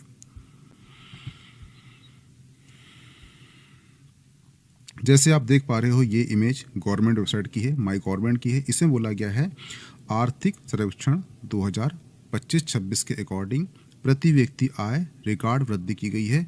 2011-12 में प्रति व्यक्ति आय कितनी थी, वो थी 38,497। उसी प्रकार से 2025-26 में जो प्रति व्यक्ति आय है वो हो गई है 1,69,000 हो चुकी है, ठीक है। तो यहाँ से यहाँ तक हमने जो कूच की गई है उसमें जो है 4 गुना की वृद्धि हो चुकी है। तो इसका आंसर क्या हो जाएगा, 4 गुना के आसपास, ठीक है। हुआ क्लियर। तो ये है, इस कंटेंट को आप ध्यान रखना। तो क्वेश्चन आपसे ये भी कर सकता है कि बेस ईयर में प्रति व्यक्ति आय कितनी थी, तो वो थी 38,497। प्रचलित भाव में कितनी है, तो वो भी आपको याद होना चाहिए 1,69,050। और आपसे पूछ लेगा स्थिर भाव में, तो उसका आंसर है 76,971। ये तीनों डेटा आपको याद होना चाहिए, डाटा होना चाहिए। हुआ क्लियर। जैसे कि आप देख पा रहे हो, ये जो आपको इमेज दिख रही है, ये इमेज है आपको दिखा रहा है जीडीपी की ग्रोथ दिखा रहा है, ठीक है। जिस प्रकार से बोला है उसने कि 16.69 लाख करोड़ जो है ये भारत मध्य प्रदेश की अर्थव्यवस्था का आकार है, यानी इतनी बड़ी जीडीपी है। अब ये बोल रहा है कि इसमें जो पिछले साल से जो वृद्धि हुई है वो हुई है 11.14% हुई है, यानी कि 2024-25 में जो हमारा आकार था जीडीपी का, वर्तमान में 2025-26 में जो अनुमान किया गया है जीडीपी का आकार का, उसमें ग्रोथ जो है वो दिखाई कितनी है, वो दिखाई दे रही है 11.1%। तो ये डाटा आपको याद होना चाहिए। तो ये तो हो गया आपका प्रचलित भाव पर।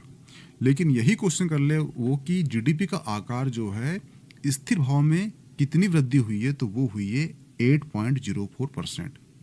इसका मैंने पिछले बार जो क्वेश्चन लिया, जो लेक्चर लिया था, उसमें मैंने एक सिनॉप्सिस बनाया था, उसमें बताया था। ये आपको याद हुआ होगा। हुआ क्लियर। अब चलते हैं आगे।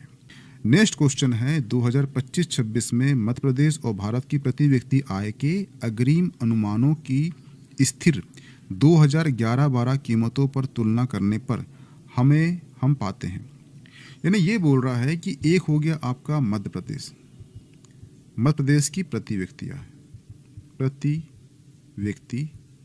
आय, और एक हो गया आपका इंडिया की प्रति व्यक्ति आय। हुआ क्लियर। तो इन दोनों के बीच में तुलना की जाए तो इसमें जो है क्या होगा, क्या निकलेगा। तो ये क्वेश्चन दिया गया है आपका। पहला बोल रहा है मध्य प्रदेश की प्रति व्यक्ति आय भारत की प्रति व्यक्ति आय की तुलना में अधिक होगी। तो पहले जान लेते हैं कि मध्य प्रदेश की प्रति व्यक्ति आय कितनी है वर्तमान में। तो मध्य प्रदेश की प्रति व्यक्ति आय कितनी है, वो है 1,69,050 है। हुआ क्लियर। और ये जो इमेज दिख रही है ये आपको दिख रहा है वित्त मंत्रालय का, और इसमें बताया गया है ये है प्रति व्यक्ति आय। यानी भारत की प्रति व्यक्ति आय कितनी है, तो वो है 2,20,000। ये की गई है अनुमानित। ठीक है, यानी कि भारत की प्रति व्यक्ति आय कितनी है, मानो अनुमान में वो आएगी 2,20,000। वहीं पर जो मध्य प्रदेश की प्रति व्यक्ति आय है वो कितनी है, 1,69,050। तो आप देख पा रहे हो कि यहाँ पर जो प्रति व्यक्ति आय है ये मध्य प्रदेश की कम है और भारत की प्रति व्यक्ति आय अधिक है। हुआ क्लियर? इस प्रकार से आप देखा जाए तो मध्य प्रदेश की प्रति व्यक्ति आय भारत की प्रति व्यक्ति आय की तुलना में अधिक है, गलत। ये जो कम है, तो ये जो पॉइंट है कौन सा, ए गलत हो जाएगा। दूसरा पढ़ लो आप, मध्य प्रदेश की प्रति व्यक्ति आय भारत की प्रति व्यक्ति आय की तुलना में कम है, सही बोल रहा है वो। इंडिया की प्रति व्यक्ति आय, ध्यान रखना यहाँ पर प्रति व्यक्ति आय इंडिया की अधिक है और एमपी की कम है, और ये क्या बोलना है, तुलना से कम है। तो इसका जो आंसर हो जाएगा वो हो जाएगा ऑप्शन बी हो जाएगा। क्या आपको समझ में आया या नहीं आया? ठीक है, तो यहाँ पे ध्यान रखना कि मध्य प्रदेश की प्रति व्यक्ति आय तुलनात्मक रूप से भारत की प्रति व्यक्ति आय से कम है, क्योंकि मध्य प्रदेश की प्रति व्यक्ति आय कितनी है, वो है 1,69,000 के आसपास है, और जो भारत की प्रति व्यक्ति आय है वो कितनी है, तो वो 2,20,000 के आसपास है। तो 2 लाख अधिक होता है, इसलिए एमपी की प्रति व्यक्ति आय भारत की प्रति व्यक्ति आय से कम है। हुआ क्लियर? इसलिए इसका आंसर क्या हो जाएगा, वो हो जाएगा ऑप्शन बी हो जाएगा। हुआ क्लियर? ठीक है, जैसे कि डेटा दिया गया है आर्थिक सर्वेक्षण में बड़ी बातें क्या हैं। ठीक है, जैसे कि आप देखना कि विकास दर कितनी है, वो है 11.14%। ठीक है, ये डेटा आपको याद होना चाहिए, इसकी कहानी पढ़ चुकी है। प्रति व्यक्ति आय कितना, 4 गुना बढ़ चुकी है, ये भी डेटा आपको याद होना चाहिए। ठीक है, प्रति व्यक्ति आय कितनी है, तो 1,69,000 प्रति व्यक्ति आय है। प्रदेश में पर्यटन वृद्धि कितनी हुई है, तो वो 94% वृद्धि हुई है, यानी 100 के आसपास पहुंच गई, यानी कि ये डेटा आपको याद होना चाहिए। जो भी चीज़ 100 के आसपास पहुंच जाती है ग्रोथ में, वो डेटा आपको याद होना चाहिए। दूसरी चीज़, सबसे ज़्यादा पर्यटन कहाँ हुआ है, उज्जैन में हुआ है। अब उज्जैन में क्यों हुआ है, उसके पीछे रीज़न है भगवान शिव। ठीक है, पहला पॉइंट। दूसरा क्या है, वहाँ पर महाकाल मंदिर है। ठीक है, दूसरा महाकाल लोक, अभी अब उज्जैन जाओगे तो आप देखना कि महाकाल लोक बन चुका है। तीसरी चीज, जो सीएम है वो कहाँ के हैं वर्तमान, वो उज्जैन के हैं, तो इनका ध्यान कहाँ पर है, वो उज्जैन में। चौथी चीज, उज्जैन में 2028 में क्या लगने वाला है, वो लगने वाला है कुंभ। ठीक है, इस प्रकार देखा जाए तो उज्जैन की जो पर्यटन पहुंच है ये सबसे ज्यादा है। हुआ क्लियर? क्वेश्चन आएगा, कंफ्यूजन बिल्कुल मत होना। जहाँ के सीएम हैं वहाँ पे उज्जैन है। उज्जैन जो है ये महाकाल की नगरी है। महाकाल में जो उज्जैन है वहाँ पे नदी बहती है, क्षिप्रा नदी, जो 2028 में वहाँ पे लगने वाला है कुंभ, इसलिए उसका जो पर्यटन है ये सबसे ज़्यादा पहुँच चुका है। हुआ क्लियर? और ऑल ओवर मध्य प्रदेश का पर्यटन की वृद्धि कितनी हो चुकी है, तो वो हो चुकी है 94%, और डेयरी उत्पादन में बढ़ोतरी दर्ज की गई है। हुआ क्लियर? इतने सारे डेटा आंकड़ा आपको याद होना चाहिए। नेक्स्ट क्वेश्चन है, स्थिर भाव के आधार पर 2025-26 में मध्य प्रदेश की प्रति व्यक्ति आय। हुआ क्वेश्चन, ये क्वेश्चन जो है आपका मध्य प्रदेश का जो फॉरेस्ट का मेंस होता है 21 में कर चुका है। यही सेम क्वेश्चन आपका एपी में कर चुका है 2022 में। अब यही क्वेश्चन आपका 2026 में करेगा, तो वो उसका आंसर, उसका जो डेटा होगा यही होगा। ठीक है, अब इसका आंसर क्या होगा, तो ध्यान रखना आपको चलना पड़ेगा कहाँ पर, ग्राफ में। ये आपको दिया गया है आपका एमपी की प्रति व्यक्ति आय में 10% की इजाफा, ये वर्ष दिया गया है, ये प्रचलित भाव दिया गया है, ये स्थिर भाव। तो यहाँ पे आप देख पा रहे हो ये है 2025-26। ठीक है, प्रति व्यक्ति आय प्रचलित भाव में, उसका आंसर क्या होगा, वो होगा 1,69,000। हुआ क्लियर? ये आंसर होगा। लेकिन यहाँ पूछा उसने स्थिर भाव में प्रति व्यक्ति आय कितनी होगी, तो स्थिर भाव कितनी होगी, वो होगी 76,971। जैसे कि आप देख लो ग्राफ में यहाँ पे लिखा है 1,69,000, और ये क्या है, ये है प्रचलित भाव, और ये लिखा है आपका 76,971, ये लिखा है आपका स्थिर भाव। और यहाँ उसने क्वेश्चन किया है स्थिर भाव में, क्या किया है, स्थिर भाव में। स्थिर भाव में जो क्वेश्चन का आंसर होगा वो होगा 76,971। हुआ क्लियर? ये ध्यान रखना। ठीक है, 2025-26 के अनुसार अग्रिम अनुमानों के अनुसार मध्य प्रदेश की स्थिर भाव, क्या बोला यहाँ पर, यहाँ बोला उसने स्थिर भाव। हुआ क्लियर? के आधार पर 2011-12 के आधार वर्ष पर प्रति व्यक्ति आय, बता चुका हूँ मैं आपको। ये आपका हो गया स्थिर भाव। कौन सा? ये हो गया आपका स्थिर भाव। और उसने पूछा है स्थिर भाव के अकॉर्डिंग 2011-12 में जो प्रति व्यक्ति आय है कितनी हो चुकी है, तो वो होने की संभावना कितनी है? वो है 76,900। तो इसका जो आंसर क्या होगा वो हो जाएगा ऑप्शन बी। हुआ क्लियर? और ये क्वेश्चन सेम क्वेश्चन किया था 2011 में ADPPO में। हुआ क्लियर? 2025 2026 में क्वेश्चन आपको आएगा तो वो आएगा इस प्रकार से क्वेश्चन आएगा। हुआ क्लियर? ध्यान रखना, ठीक है। स्थिर मूल्यों के अकॉर्डिंग बेस ईयर 2011-12 के अनुसार वर्ष 2022-23 में मध्य प्रदेश की प्रति व्यक्ति आय कितनी रही है? अगर यही क्वेश्चन आपको आता, यहाँ पे लिखा रहता आपका 2000, यहाँ पे लिखा रहता आपका 2025 से 26, तो उसका आंसर क्या होता? उसका आंसर होता ये होता 76,971। और ये क्वेश्चन भी आपका MP 22 और 21 में कर चुका है, ठीक है। ये क्वेश्चन ध्यान रखना कि 2023-24 में राष्ट्रीय औसतन की तुलना में मध्य प्रदेश की प्रति व्यक्ति आय कितने % की है चालू कीमत पर, ठीक है। तो ध्यान रखना, अगर यहाँ पे मैं डेटा पुट कर दूँ, ये इसको मैं ऐसा कर दूँ, ठीक है, और यहाँ पे मैं लिख दूँ क्या 2025 से 26, तो इसका आंसर क्या होगा? ठीक है, जैसे कि 2025-26 में जो MP की प्रति व्यक्ति आय है वो कितनी है? तो वो 1,69,050 है। और जो इंडिया है उसकी प्रति व्यक्ति आय कितनी है? तो वो 1,20,000 है, ठीक है। तो आप जो है इसका आंसर कमेंट बॉक्स में कमेंट करना कि वर्तमान परिप्रेक्ष्य में इसका जो आंसर क्या होगा, क्योंकि उस समय इसका जो आंसर था वो था 77.4%, ठीक है। लेकिन यही क्वेश्चन आपको आता है 2025-26 में, तो इसका आंसर क्या होगा? ये डेटा दिया है, आप इसका आंसर कमेंट बॉक्स में कमेंट करना। जैसे कि यहाँ पे क्वेश्चन किया है 2022 में, मेन से पूछा है इसने, फॉरेस्ट मेंस में क्वेश्चन किया है कि वर्ष 2022-23 के दौरान मध्य प्रदेश में राजकोषीय घाटा सकल राज्य घरेलू उत्पाद का कितना % अनुमानित किया गया था, ठीक है। सबसे पहले समझ जाइए राजकोषीय क्या होती है।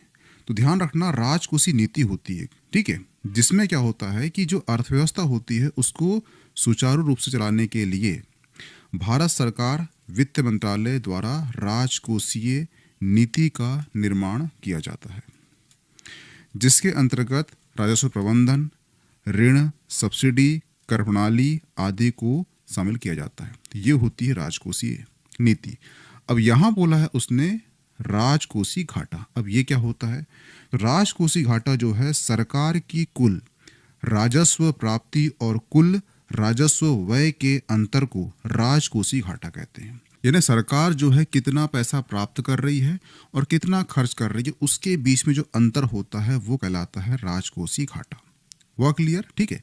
जैसे कि आप मान लो इंदौर में रहकर MPSC की तैयारी कर रहे हो, ठीक है, और आपका जो मंथली खर्चा है वो है 100 रुपीज़ मान लो, ठीक है।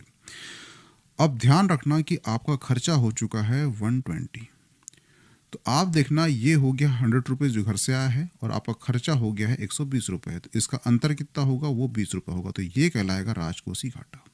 यानी कुल प्राप्तियां और कुल व्यय के बीच के अंतर को कहते हैं राजकोषीय घाटा। हुआ क्लियर? और ये भी ध्यान रखना कि जो राजकोषीय घाटा होता है इसको कंट्रोल करने के लिए भारत सरकार जो है राजकोषीय नीति लाती है, और जो RBI है, RBI लाती है मौद्रिक नीति, ठीक है। अब यहाँ उसने पूछा है राजकोषीय घाटा 22-23, ठीक है। अब मैं यहाँ पे लिख दूँ आपको, यहाँ पे मैं कर दूँ पुट कौन सा 2025 से लेकर 2026, ठीक है। यहाँ पे मैं कर दूँ वर्ष 2025-26 के दौरान मध्य प्रदेश में राजकोषीय घाटा सकल राज्य उत्पाद का कितना % अनुमानित है। तो उसका आंसर क्या होगा? ये आपका दिख रहा है इमेज आर्थिक सर्वेक्षण की, ठीक है। और यहाँ लिखा गया है 2025-26 में बजट अनुमान के अनुसार राजकोषीय घाटा 4.66% तक रहने की संभावना है। तो ध्यान रखना 2026 के प्री में क्वेश्चन आता है तो वो क्वेश्चन इस प्रकार से बनेगा, जिसका आंसर क्या होगा? जिसका आंसर होगा 4.66%, ठीक है। ये दिख रही इमेज। हुआ क्लियर? ये ध्यान रखना। ये जो इमेज दिख रही है ये इमेज है मध्य प्रदेश के बजट की इमेज है, ठीक है। और यहाँ बोला गया है जो राजकोषीय घाटा है वो कितना बोला है, वो बोला है 3.87%। लेकिन कब के लिए बोला है, वो बोला है 2026-27 के लिए। तो इस आंकड़े को ध्यान रखना, ये आंकड़ा है 3.87%, ठीक है। तो ध्यान रखना यहाँ पर, क्वेश्चन को ध्यान से पढ़ना। अगर वो बोलेगा आर्थिक सर्वेक्षण 2025-26 के अकॉर्डिंग जो राजकोषीय घाटा है वो कितना है, तो वो है 4.66%। लेकिन वो ये करता है कि मध्य प्रदेश के बजट के अकॉर्डिंग 2026-27 के लिए जो राजकोषीय घाटा है उसका अनुमान कितना रखा गया है, तो वो रखा गया है 3.87%। वो क्लियर? ये ध्यान रखना, ठीक है।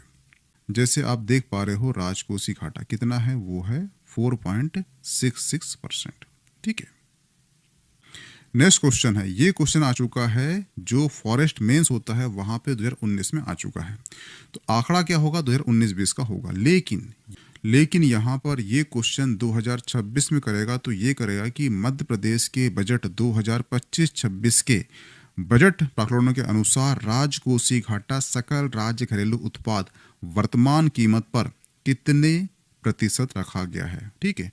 तो ध्यान रखना, आर्थिक सर्वेक्षण 2025-26 के अकॉर्डिंग जो राजकोषीय घाटा है वो रखा गया है 4.66%, ठीक है, जैसे कि आप देख पा रहे हो। लेकिन वही क्वेश्चन करता है कि बजट के अकॉर्डिंग जो 26-27 है उसके लिए राजकोषीय घाटा कितना रखा गया है, अनुमानित तो वो रखा गया है 3.87%।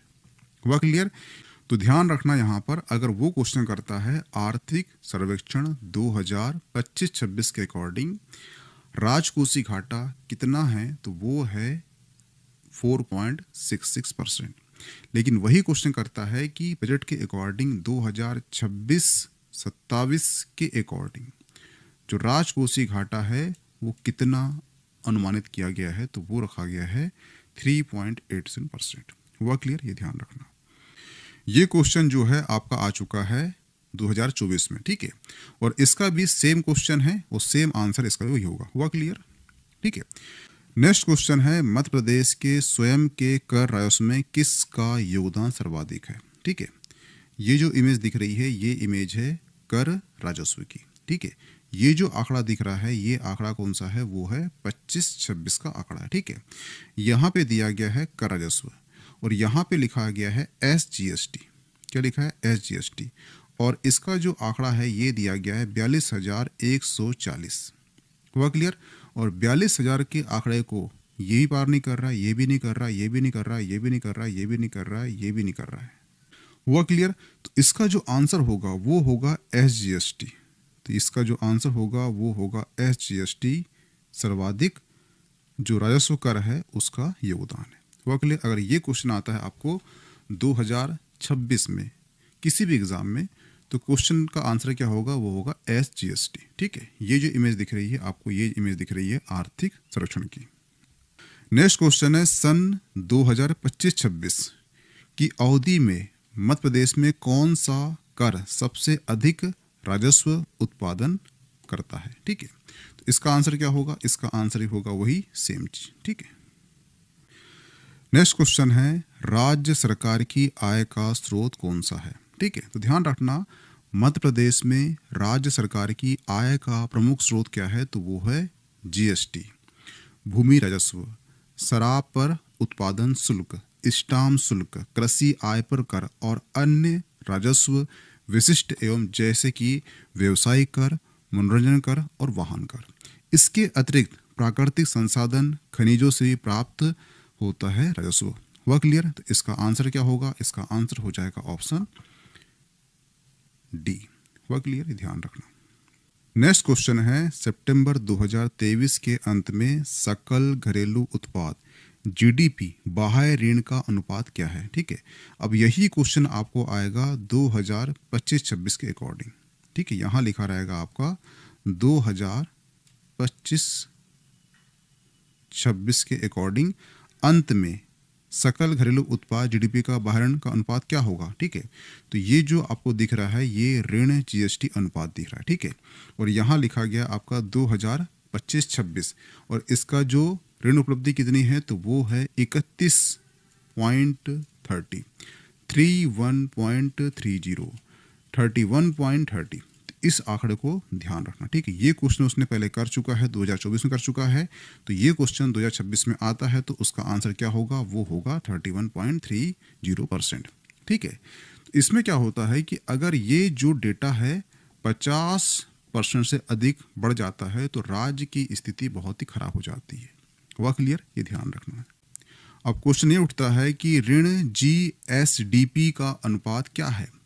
तो किसी भी राज्य के कुल कर्ज यानी कि ऋण और उसके द्वारा उत्पादित कुल वस्तुओं एवं सेवाओं का अनुपात, ये जो प्रतिशत है कौन सा, 31.30%। ये जो प्रतिशत है ये व्यक्त करता है कि राज्य की वित्तीय स्थिरता, कर्ज चुकाने की क्षमता और राजकोषीय स्वास्थ्य को दर्शाता है, यानी कि उसकी स्थिति कैसी है। ठीक है, ये दर्शाता है क्या, 31%।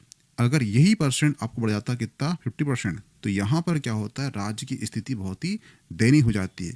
अगर यही परसेंट चल जाता है 77 के आसपास चल जाता है परसेंट, ठीक है, तो ये दिखाता है राज्य की नकारात्मक आर्थिक विकास दर को दर्शाता है। इसलिए ये जो परसेंट है आपके लिए हो जाता है महत्वपूर्ण, क्योंकि ये दिखाता है कि राज्य की स्थिति कैसी है। ठीक है, इसलिए उसने ये क्वेश्चन किया है, लेकिन ध्यान रखना यही क्वेश्चन आपको आएगा 2025-26 में, तो उसका आंसर क्या होगा, वो होगा 31.30%। हुआ क्लियर। नेक्स्ट क्वेश्चन है 2022 में मध्य प्रदेश में ऋण सकल राज्य घरेलू उत्पाद जीएसडीपी अनुपात कितना है। सेम क्वेश्चन है। ठीक है, ये क्वेश्चन उसने किया है 2024 में, एमपीएससी प्री में कर चुका है, और ये क्वेश्चन किया है 2022 में एमपी एपी में किया है। ठीक है, और इसका आंसर क्या होगा, इसका आंसर होगा 31.30%। हुआ क्लियर, जैसे कि हमने इस तालिका में हमने पढ़ चुका है। ठीक है, यही आंसर इसका होगा। हुआ क्लियर, ये ध्यान रखना। ठीक है, नेक्स्ट क्वेश्चन है 2020-21 में मध्य प्रदेश का सकल राज्य घरेलू उत्पाद कितना होगा। ध्यान रखना, अगर मैं यहाँ पे लिख दूँ 2025-26, तो इसका जो आंसर क्या होगा, इसका आंसर हो जाएगा आपका, ये हो जाएगा 16.69 ट्रिलियन रुपीस। हुआ क्लियर। अगर ये क्वेश्चन आपका पूछता है भविष्य में, तो उसका जो आंसर होगा वो होगा 16.69 ट्रिलियन रुपीस में। अभी वर्तमान में जीडीपी का आकार इतना है, लेकिन यही क्वेश्चन पूछता है आपका 24-25 के अकॉर्डिंग पूछता है, तो उसका आंसर होगा 15.03 ट्रिलियन रुपीस में। हुआ क्लियर।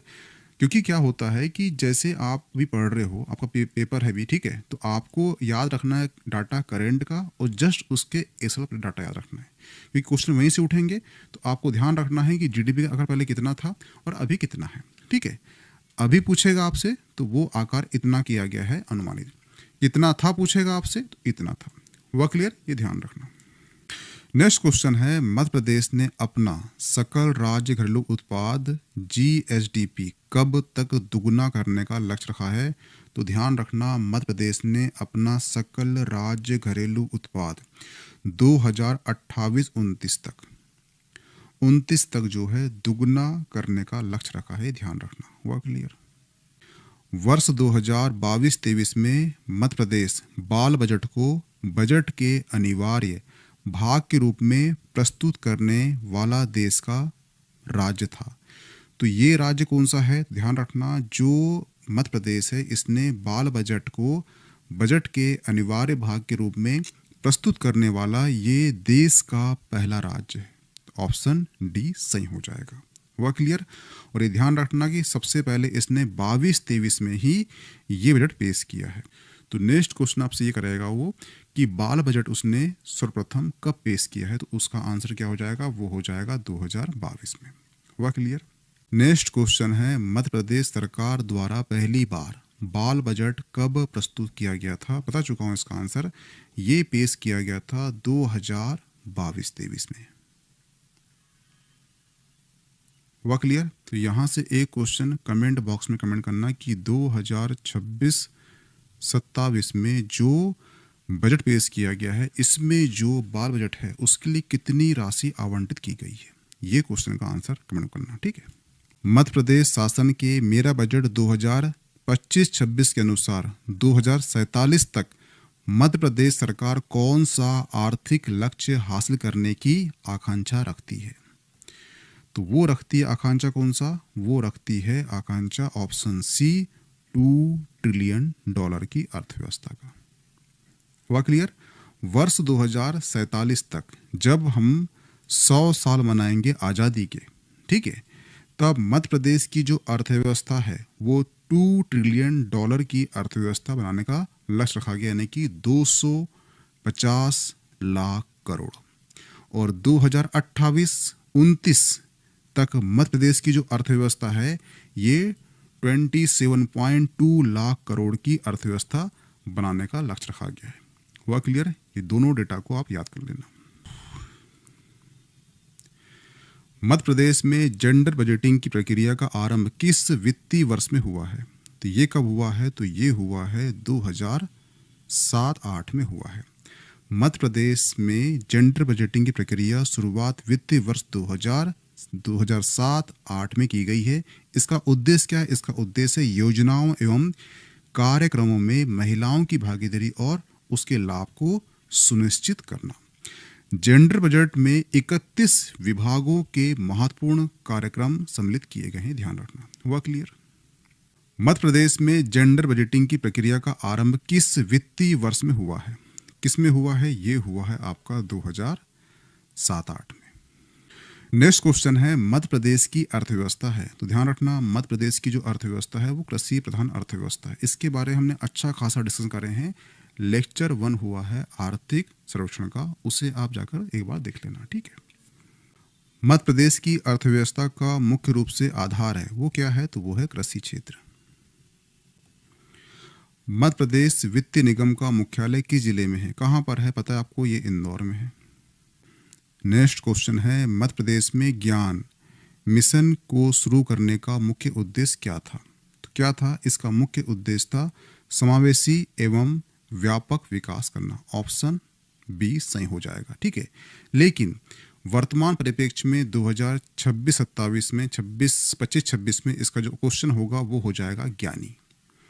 वर्तमान का जो बजट पेश हुआ है उसमें पूरा फोकस हुआ है, वो हुआ है बजट का मुख्य फोकस क्या है? वो है ज्ञानी। ठीक है।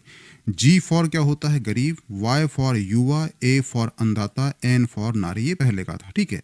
इसमें 2 आई ऐड हो चुके हैं। एक आई का मतलब होता है इंफ्रास्ट्रक्चर और दूसरे आई का मतलब होता है इंडस्ट्री। हुआ क्लियर? जैसे कि आप देखना यहाँ पर गरीब कल्याण अंत्योदय की अवधारणा को करेगा साकार। युवा शक्ति यानी कि ये वाई युवाओं को कौशल का विकास एवं रोजगार उन्मुक्त देगा प्रशिक्षण। अन्नदाता यानी कि किसान, अन्नदाता की आय में वृद्धि करना है, किसान की आय में वृद्धि करना है। नारी शक्ति यानी कि सशक्त नारी। ठीक है। इंफ्रास्ट्रक्चर यानी कि आधारभूत सुविधाओं का विकास करना है। इंडस्ट्री यानी कि प्रदेश में औद्योगिक निवेश को प्रोत्साहन देना है। सिंपल सी बात है, अगर आपने इंफ्रास्ट्रक्चर को ठीक कर लिए तो सिंपल सी बात है आपके जो राज्य है मध्य प्रदेश में वहाँ पे जो बाहरी कंपनियां हैं वो मोटिवेट होगी यहाँ पे आने के लिए। जैसे कि आप देखना जितनी भी आईटी कंपनी इंदौर आ रही है, भोपाल नहीं आ रही, क्योंकि जो इंदौर का इंफ्रास्ट्रक्चर है काफ़ी अच्छा है। वहाँ मेट्रो सिटी बन रही है। ठीक है। रेल सुविधा है। ठीक है। वहाँ पे एक सूखा यार्ड भी है धार के पास, तो वहाँ की लोकेशन अच्छी है क्योंकि वहाँ का इंफ्रास्ट्रक्चर अच्छा है, इसलिए वहाँ पे आईटी कंपनी आ रही है। तो उसी प्रकार से अगर आपने इसको ठीक कर लिया इंफ्रास्ट्रक्चर को, तो सिंपल सी बात है जो इंडस्ट्री है वो आने के लिए मोटिवेट होगी। इसलिए यहाँ पे फोकस रखा गया है इस बजट में ज्ञानी को। हुआ क्लियर? क्वेश्चन कहता है कि मध्य प्रदेश में प्रत्यक्ष विदेशी निवेश यानी कि एफडीआई के संदर्भ में निम्नलिखित कथनों पर विचार कीजिए।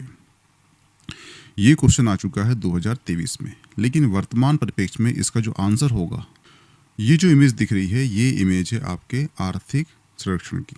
ठीक है। इसमें बोला गया है कि जनवरी से सितंबर 2025 की अवधि के दौरान राज्य में कुल 327.34 करोड़ रुपए का प्रत्यक्ष विदेशी निवेश एफडीआई फ्लो दर्ज किया गया है। और कहाँ कहाँ किया गया है? ये किया गया है इंदौर में, भोपाल में, उज्जैन में। ठीक है। तो इसका आंसर क्या होगा वर्तमान? ये हो जाएगा 327.34 करोड़। ये जो इमेज दिख रही है यहाँ पर लिखा है आपका राजकोषीय उत्तरदायित्व और बजटीय प्रबंधन अधिनियम 2003। ठीक है, ये क्यों लाया गया था? एक्चुअली अभी आपने पढ़ा है कि मध्य प्रदेश का जो राजकोषीय घाटा है वो कितना है, वो 4.66% है। ठीक है, और ये जो एक्ट है इसका संबंध राजकोषीय नीति से है।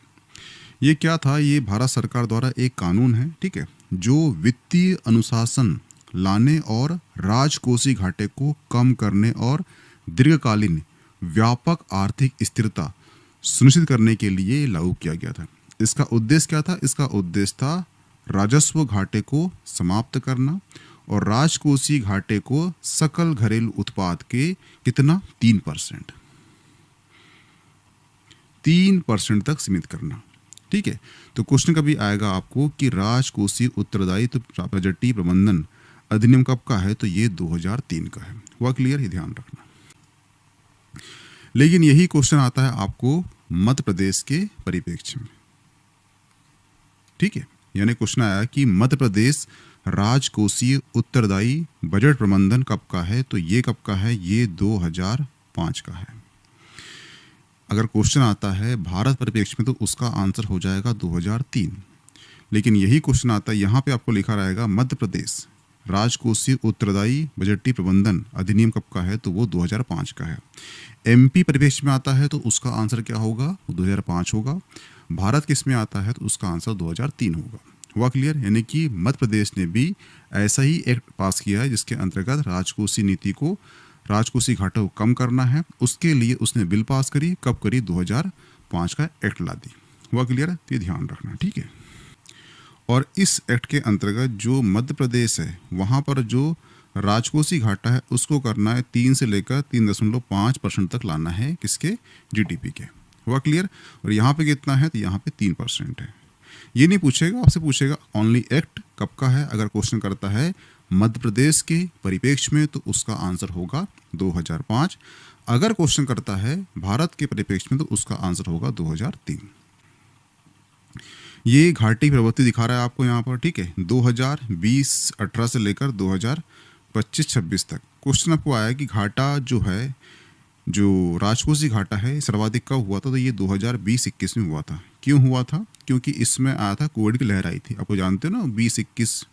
ठीक है, तो उसमें जो है कोविड के कारण जो है राजकोषीय घाटा अधिक बढ़ गया था, बाकी डिक्लाइन चला है। क्वेश्चन आपको इतना सा आया है कि सर्वाधिक घाटा का हुआ था, तो ये हुआ था 2020-21 में। ध्यान रखना, जो लेक्चर पहला हुआ है उसमें हमने इसमें अच्छे से डिस्कस कर चुके हैं, कोई दिक्कत नहीं। ठीक है, नेक्स्ट क्वेश्चन है 2023-24 की तुलना में 2024-25 में मध्य प्रदेश के किस कृषि उत्पाद के प्रतिशत में गिरावट दर्ज नहीं की गई है? क्या बोला यहाँ पर?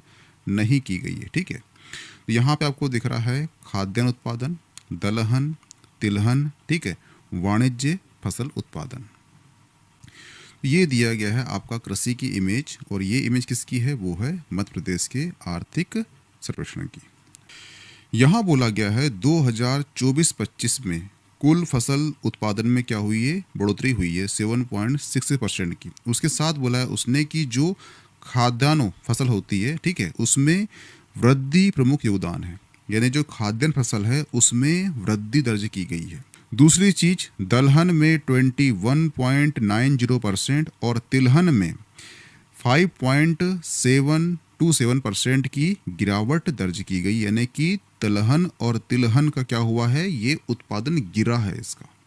हुआ क्लियर? ये ध्यान रखना। ठीक है, वाणिज्य फसल गन्ने के उत्पादन में 19.5% की कमी आई है, और जबकि कपास जो है, जो क्या है, एक वाणिज्य फसल है, इसमें भी 3.78% की गिरावट आई, यानी कि जो वाणिज्य फसल है इसमें गिरावट आई है।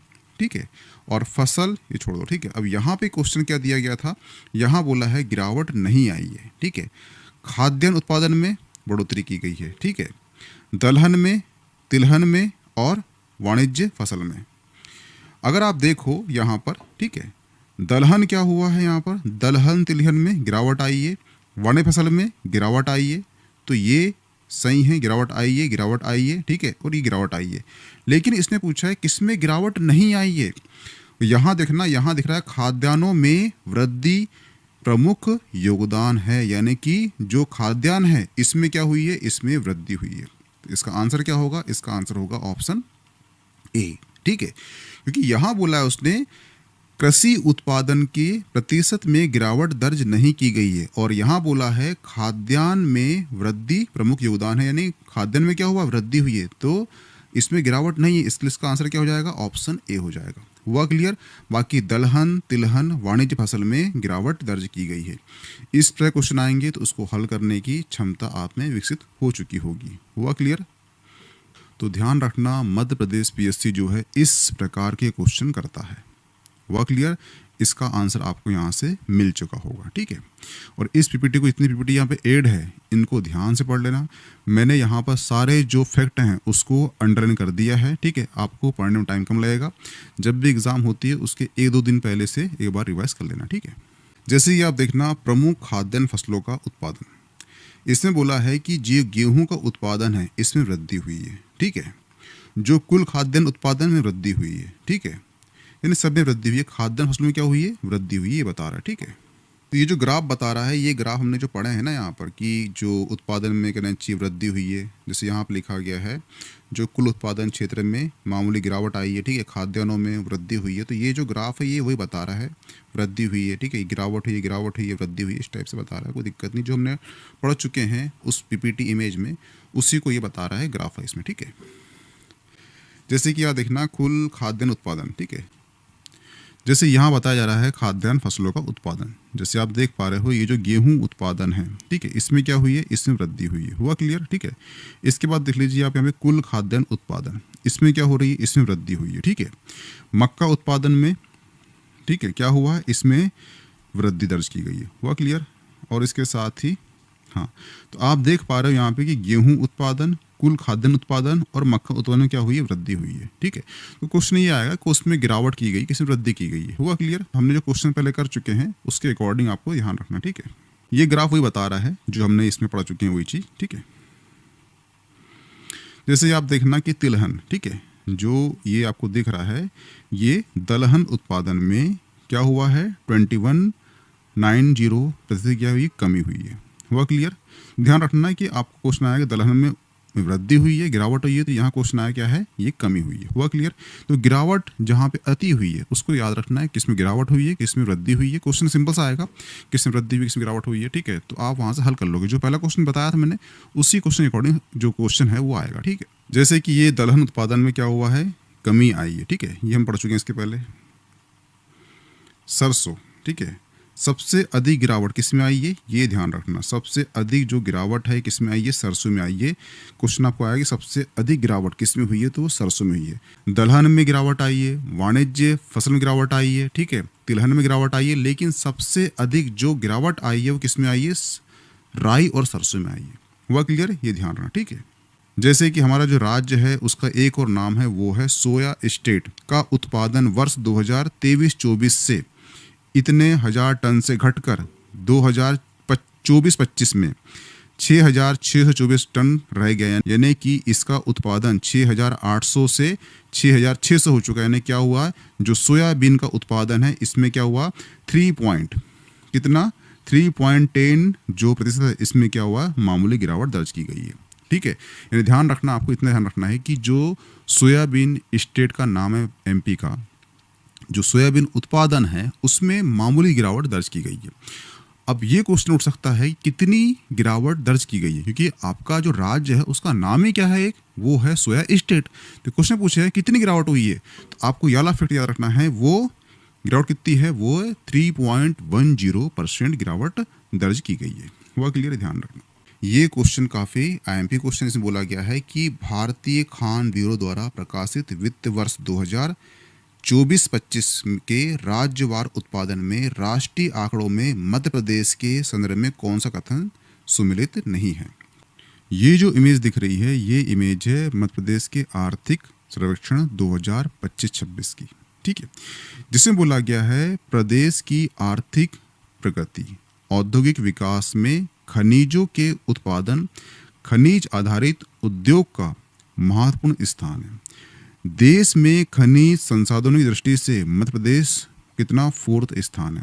क्वेश्चन आपको आया है कि देश में खनिज संसाधन की दृष्टि से एमपी का कौन सा स्थान है, तो वो 4th यानी कि 4th स्थान है। इस फैक्ट को ध्यान रखना, ठीक है। दूसरा है भारतीय संघ में हीरा उत्पादन में प्रबंधन में मध्य प्रदेश राज्य का स्थिति एकाधिकार है, यानी कि हीरा उत्पादन में इसका प्रथम स्थान है। हुआ क्लियर। भारतीय खान ब्यूरो द्वारा प्रकाशित वित्त वर्ष 2024-25 के खनिजवार राज्यवार उत्पादन में राष्ट्रीय आंकड़ों के अनुसार मध्य प्रदेश किसमें, ताम्र अयस्क के उत्पादन में देश में प्रथम स्थान है। यानी कि देश में तांबे के उत्पादन में मध्य प्रदेश क्या है, प्रथम स्थान है। तो ये क्वेश्चन आपके लिए जाता है मोस्ट आईएमपी, मध्य प्रदेश ताम्र अयस्क के उत्पादन में देश में क्या है, प्रथम स्थान है। दूसरी चीज, रॉक फॉस्फेट, मैग्नीशियम अयस्क और चूना पत्थर के उत्पादन में द्वितीय स्थान है। रॉक फॉस्फेट, मैग्नीशियम और चूना पत्थर के उत्पादन में क्या है, ये द्वितीय स्थान है। हुआ क्लियर। कोयला उत्पादन में क्या है, 4th है। तो ध्यान रखना, कोयला उत्पादन पूछे या देश में खनिज संसाधनों की दृष्टि से एमपी का स्थान पूछे, दोनों क्या है, दोनों 4th स्थान है। ताम्र अयस्क में प्रथम स्थान है, मैग्नीज रॉक फॉस्फेट चूना उत्पादन में द्वितीय स्थान है, ठीक है। और लौह अयस्क और बॉक्साइट में ये 6वां स्थान है। हुआ क्लियर। अब हम पढ़ लेते हैं इसका क्या कथन। ताम्र अयस्क में क्या है, प्रथम स्थान है, बिल्कुल सही है, ठीक है। मैग्नीज और चूना पत्थर में द्वितीय स्थान है, ठीक है। रॉक फॉस्फेट में तृतीय स्थान है और कोल में 4th स्थान है। ध्यान रखना, जो कोयला है इसमें 4th है, यानी कि याला ऑप्शन सही है, ठीक है। ताम्र में प्रथम है, यानी कि याला ऑप्शन सही है, ठीक है। मैग्नीज अयस्क चूना में द्वितीय, यहाँ बोला है मैग्नीज चूना पत्थर और रॉक फॉस्फेट में क्या है, द्वितीय, यानी ये बिल्कुल सही है। रॉक फॉस्फेट बताया, रॉक फॉस्फेट जो है ये द्वितीय स्थान है, पहले तो यहाँ बोला उसने तृतीय, तो ये ऑप्शन गलत हो जाता है। इसका आंसर क्या होगा, इसका आंसर हो जाएगा ऑप्शन सी हो जाएगा। हुआ क्लियर, ये ध्यान रखना, ठीक है। यहाँ बोला उसने कौन सा सम्मिलित नहीं है। हुआ क्लियर। तो इतने ये जो पीपीटी है, ये पीपीटी आपके लिए काफ़ी आईएमपी हो जाती है, ठीक है। इससे क्वेश्चन एक आने की संभावना है, इसलिए इस पीपीटी को ध्यान से पढ़ लेना, ठीक है। उतना तनाव मत लेना, जब एग्ज़ाम पास में होगी आपकी, ठीक है, तो 10 दिन पहले मैं डाल दूंगा लिस्ट, ठीक है, कि भारत में मध्य प्रदेश का स्थान किन किन क्षेत्रों में प्रथम, द्वितीय, 4th और तृतीय है, ठीक है। ये लिस्ट डाल दूंगा मैं आपको, ठीक है, तो पढ़ लेना, ठीक है। और हो सके तो आप जो टेलीग्राम ग्रुप है वो ज्वाइन कर लेना, ताकि जो कई चीज़ क्या होती है, छोटी छोटी होती है, ठीक है, फैक्ट होते हैं, वहाँ पर मैं पोस्ट कर दूंगा, तो उसे पढ़ते रहना आप, ताकि आपका जो एग्ज़ाम तक कई सारे फैक्ट होते हैं जो मुझे लगता है कि क्वेश्चन आने की संभावना है, तो वहाँ पोस्ट कर दूंगा, तो उसे आप देख लेने वाला, ठीक है। तो ध्यान रखना, ये जो इमेज दिख रही है यहाँ पर दिया है खनिज, यहाँ पे दिया गया है विगत वर्षों की तुलना में परसेंट में वृद्धि या कमी। हुआ क्लियर, ठीक है। तो यहाँ पे देखना, कमी को ध्यान रखो पहले। कमी किस में हुई है, वो 2 खनिज में हुई है। कौन सा, बॉक्साइट में क्या हुई है, कमी हुई है, और मैग्नीशियम अयस्क में कमी हुई है। जब कमी हुई है 2 में, बाकी सब में वृद्धि हुई है, तो दोनों को याद रखना है कि बॉक्साइट और मैग्नीशियम जो अयस्क है इसमें कमी हुई है, ठीक है। अब ये ध्यान रखना है कि सर्वाधिक वृद्धि किसमें हुई है, तो वो हुई है हीरा में। आप देख पा रहे हो, ये है 1539.32%। ये वृद्धि इतनी क्यों दिखा रहा है, एक्चुअली हीरा जो है कैरेट में मापा जाता है, इसलिए इसकी वृद्धि इतनी ही है, ठीक है। तो कभी क्वेश्चन आया तो घबराना मत कि इतनी वृद्धि कैसे हो सकती है, क्योंकि हीरा जो है ये कैरेट में नापा जाता है, इसलिए इसकी वृद्धि आपको दिख रही कितनी, 1539.32, ठीक है। तो इसे आप मोस्ट आईएमपी लगा लेना, इसे किसे, हीरा को, ठीक है। और बॉक्साइट और मैग्नीशियम में क्या हुई, कमी हुई है, ठीक है। तो ध्यान रखना, सिर्फ 2 याद रखना है आपको, बॉक्साइट मैग्नीशियम में कमी हुई है, बाकी सब में वृद्धि हुई है। और सर्वाधिक वृद्धि पूछता है आपसे, तो वो है आपका हीरा, कितना, 1539.32। ये डाटा को आपको याद होना चाहिए। वह क्लियर, क्योंकि इतनी वृद्धि हुई है तो ये क्वेश्चन कर सकता है वहाँ से, ठीक है। जैसे यहाँ पे लिखा गया है, प्रदेश में वित्तीय वर्ष 2024-25 में वर्ष 2023-24 की तुलना में महत्वपूर्ण खनिज जैसे कोयला, ताम्र अयस्क, लौह अयस्क, हीरा, चूना, रॉक फॉस्फेट में क्या हुई है, वृद्धि हुई है। यहाँ पर कहीं भी आपको बॉक्साइट और मैग्नीशियम नहीं दिख रहा है कि इसमें क्या हुई है, इसमें कमी हुई है, इसलिए यहाँ पे बोला गया है इसमें वृद्धि हुई है। ध्यान रखना, ये वृद्धि को दर्शा रहा है, इसलिए वृद्धि वाले पॉइंट को आपको ध्यान रखना है। इतने याद करना मुश्किल है, इसलिए दो ध्यान रखना कि बॉक्साइट और मैग्नीशियम अयस्क में कमी हुई है। जो बाकी बचे वो कोयला हो, ताम्र अयस्क हो, लोहा अयस्क हो, चूना हो, पत्थर हो, रॉक फॉस्फेट हो, इसमें क्या हुई? वृद्धि हुई है। हुआ क्लियर? प्रतिशत के रूप में क्रमशः तो ध्यान रखना जो 1539.32 1539.32 जो परसेंट है ये हीरा का वृद्धि का दर्शा रहा है। इसे आप ध्यान रखना। हुआ क्लियर? नेक्स्ट क्वेश्चन है निम्नलिखित में से कौन सी योजना अनुसूचित जनजाति यानी कि एसटी कल्याण के लिए संचालित नहीं है? क्या बोला यहाँ पर? नहीं है। ठीक है, तो आप देख पा रहे हो शंकरसा कौन थे? ये एसटी थे। ठीक है, आहार अनुदान योजना एसटी के लिए, संत रविदास सुरक्षा योजना, ठीक है, ये कौन है? तो ये एक्चुअली चमार थे। ठीक है, चमार यानी कि क्या है? ये एससी वर्ग से बिलोंग करते हैं, इसलिए इनकी जो योजना होगी वो एससीओं के लिए होगी।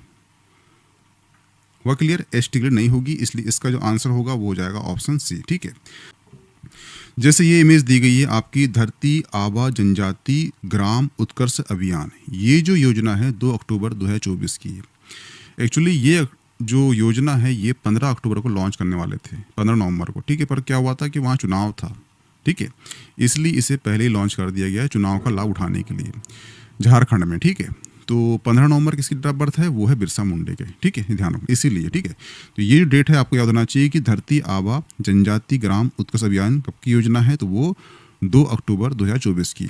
ये क्यों याद रखना कि आपकी जो यूनिट 10 है वहाँ पे काम आएगा। ठीक है, आपको हितग्राही मूलक योजना, इस योजना में 3 प्रकार के पुरस्कार की योजना है। ठीक है, एक है शंकर शाह एवं रानी दुर्गावती पुरस्कार योजना। ठीक है, दूसरा है मेधावी विद्यार्थियों को पुरस्कार योजना, ये किसके लिए है? ये सभी क्या है? जनजाति वर्ग के लिए। ठीक है, दूसरा है संदीपनी विद्यालय योजना, इसके अंदर क्या है कि विकसित करने का उद्देश्य है शिक्षा की गुणवत्ता में सुधार हेतु नवीन शिक्षा नीति दृष्टिगत संसाधन संपन्न संदीपना विद्यालयों की स्थापना की गई है। अभी जस्ट क्वेश्चन एक एग्जाम हुआ है, कौन सा? आपका एमपी सेट का, एमपी सेट का। ठीक है, यहाँ क्वेश्चन कर लिया था उसने कि 2020 की जो नई शिक्षा नीति है ये कब लॉन्च हुई है? तो इसका आंसर आप कमेंट करना कि ये लॉन्च कब हुई है, किस तारीख को हुई है, किस सन में हुई है। हुआ क्लियर? ठीक है, क्योंकि यहाँ क्वेश्चन कर चुका है वो। ठीक है, यहाँ क्वेश्चन कर चुका है, तो सिंपल सी बात है आपकी वो मध्य प्रदेश पीएससी में कर देगा। ठीक है, नेक्स्ट है आहार अनुदान योजना। ये योजना क्यों लगी थी? इसमें क्या था? कुपोषण से मुक्ति दिलाना था, किससे? जनजाति वर्ग को। ठीक है, दूसरी चीज इसमें 15 जिले शामिल किए गए हैं, जिसमें कि श्योपुर, मुरैना, ग्वालियर, शिवपुरा, गुना, अशोकनगर, भिंड, दतिया, शहडोल, उमरिया। तो आपको ध्यान रखना है 15 जिले इसमें शामिल किए गए। क्वेश्चन आपको यह आया कि आहार अनुदान योजना के अंतर्गत कितने जिले शामिल किए गए हैं? तो वो कितने हैं? 15 जिले। हुआ क्लियर? ध्यान रखना। ठीक है, और यही योजना के अंतर्गत विशेष पिछड़ी जनजाति जैसे कि बैगा, भारिया, सहारिया। क्वेश्चन ये भी आता है कि विशेष पिछड़ी जनजाति कौन कौन सी है? तो वो 3 है। कौन सी है? बैगा, भारिया, सहारिया। परिवार की जो महिला मुखिया एक बैंक खाते में प्रति माह 1000 रुपये जमा की जाती थी, लेकिन वर्तमान में 2023 से इसे बढ़ाकर कितना कर दिया है? 1500 रुपये कर दिया गया है। तो आपको ये वाली जो रकम है वो याद रखना है कि आहार अनुदान योजना के अंतर्गत जो बैगा, भारिया, सहारिया कि जो महिला मुखिया होती परिवार की, उसके अकाउंट में अब 1000 की जगह 1500 रुपये डाले जाते हैं, ताकि वो अच्छा खाना खाए और कुपोषण मुक्त वो हो सके। हुआ क्लियर? ये ध्यान रखना। Sickle cell anaemia. ठीक है, 2017-18 में भारत सरकार जनजातीय कार्य मंत्रालय की नई दिल्ली द्वारा, ठीक है, 3 वर्षीय कार्य योजना थी, जिसमें आयुष विभाग के अधीन शासकीय होम्योपैथी विद्यालय भोपाल के माध्यम से छिंदवाड़ा, डिंडोरी, मंडला, शहडोल के विशेष पिछड़ी जनजाति के हितग्राही हेतु किरण की गई थी। वह क्लियर? तो ये ध्यान रखना। ठीक है, कि सिकल सेल एनीमिया किसके लिए है? तो वो विशेष पिछड़ी जनजाति जो है, जिसमें जिले कौन कौन से हैं? वो है छिंदवाड़ा, डिंडोरी, मंडला, शहडोल। ठीक है, वहाँ की जनजाति कौन सी थी? वहाँ सारिया, भारिया, बैगा जो है उनके लिए थी। ठीक है, ये ध्यान रखना, ताकि जो सिकल सेल एनीमिया है उनको वो उससे उनको मुक्ति मिले। ठीक है, ये जो आपको दिख रहा है यहाँ पे, ये है नागरिक सेवा। ठीक है, इसमें बोला गया है कि मध्य प्रदेश देश का प्रथम राज्य है।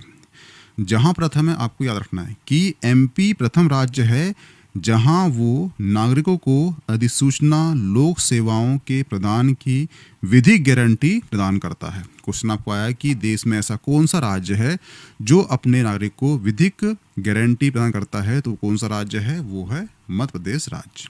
हुआ क्लियर? ठीक है। क्वेश्चन यहाँ से उठा है कि जो मध्य प्रदेश लोक सेवा प्रदान की गारंटी अधिनियम कब का है, तो ये है 25 सितंबर 2010 का है। हुआ क्लियर? ये ध्यान रखना। ठीक है। नेक्स्ट क्वेश्चन है कि IIT गांधीनगर के सहयोग से MPCST द्वारा मध्य प्रदेश में कहाँ सेंटर फॉर क्रिएटिव लर्निंग स्थापित की जा रही है। ठीक है। तो ये इमेज दिख रही है आपको किसकी, मध्य प्रदेश आर्थिक सर्वेक्षण की। इसमें दिया गया है मध्य प्रदेश विज्ञान प्रौद्योगिकी परिषद आम जन में वैज्ञानिक अन्वेषण, नवाचार, वैज्ञानिक दृष्टिकोण की बढ़ावा देने हेतु सक्रिय रूप से IIT गांधीनगर के सहयोग से MPCST द्वारा भोपाल में सेंटर फॉर क्रिएटिव लर्निंग यानी कि CCL की स्थापना की जा रही है। तो इसका आंसर क्या होगा? इसका आंसर हो जाएगा ऑप्शन ए। हुआ क्लियर? ये ध्यान रखना। ठीक है। ये क्वेश्चन है निम्नलिखित में से कौन सा राष्ट्रीय राजमार्ग मध्य प्रदेश से गुजरता है। ठीक है। तो ये आपके राष्ट्रीय मार्ग दिए गए हैं। एक बार क्वेश्चन आ चुका है इस प्रकार, सेम 2019 या 20 में आ चुका है। ठीक है। और ये इमेज है आपकी मध्य प्रदेश के आर्थिक सर्वेक्षण की। ठीक है। तो यहाँ पर जितने भी आपके दिख रहे हैं NH, वो आपको याद होना, जैसे कि NH40, जैसे कि यहाँ देखना आपकी NH46 से गुजरता है MP से, NH3, NH44, NH12, NH7। ठीक है। ये इतने गुजरते हैं। तो आपको ध्यान होना चाहिए कि इतने जो नेशनल हाईवे हैं ये MP से गुजरते हैं। हुआ क्लियर? नेक्स्ट क्वेश्चन है मध्य प्रदेश में प्राकृतिक खेती को बढ़ावा देने के लिए मध्य प्रदेश प्राकृतिक कृषि विकास बोर्ड का गठन कब किया गया था। तो ये इमेज है आपके किसकी, आर्थिक सर्वेक्षण की। इसमें बोला गया है national mission of natural farming Madhya Pradesh शासन किसान कल्याण किसान विभाग द्वारा, ठीक है, 2022 दिनांक 2022 को राज्य के प्राकृतिक कृषि के प्रसार एवं किसानों का प्रोत्साहन प्रदान करने के लिए उद्देश्य से मध्य प्रदेश प्राकृतिक कृषि विकास बोर्ड का गठन किया गया है। ठीक है। कब किया गया है? ये 2022 को किया गया है। इसका आंसर क्या हो जाएगा? ऑप्शन बी हो जाएगा। हुआ क्लियर? एक क्वेश्चन आ चुका है आपका 2023, 24 या 25 में आ चुका है। ठीक है।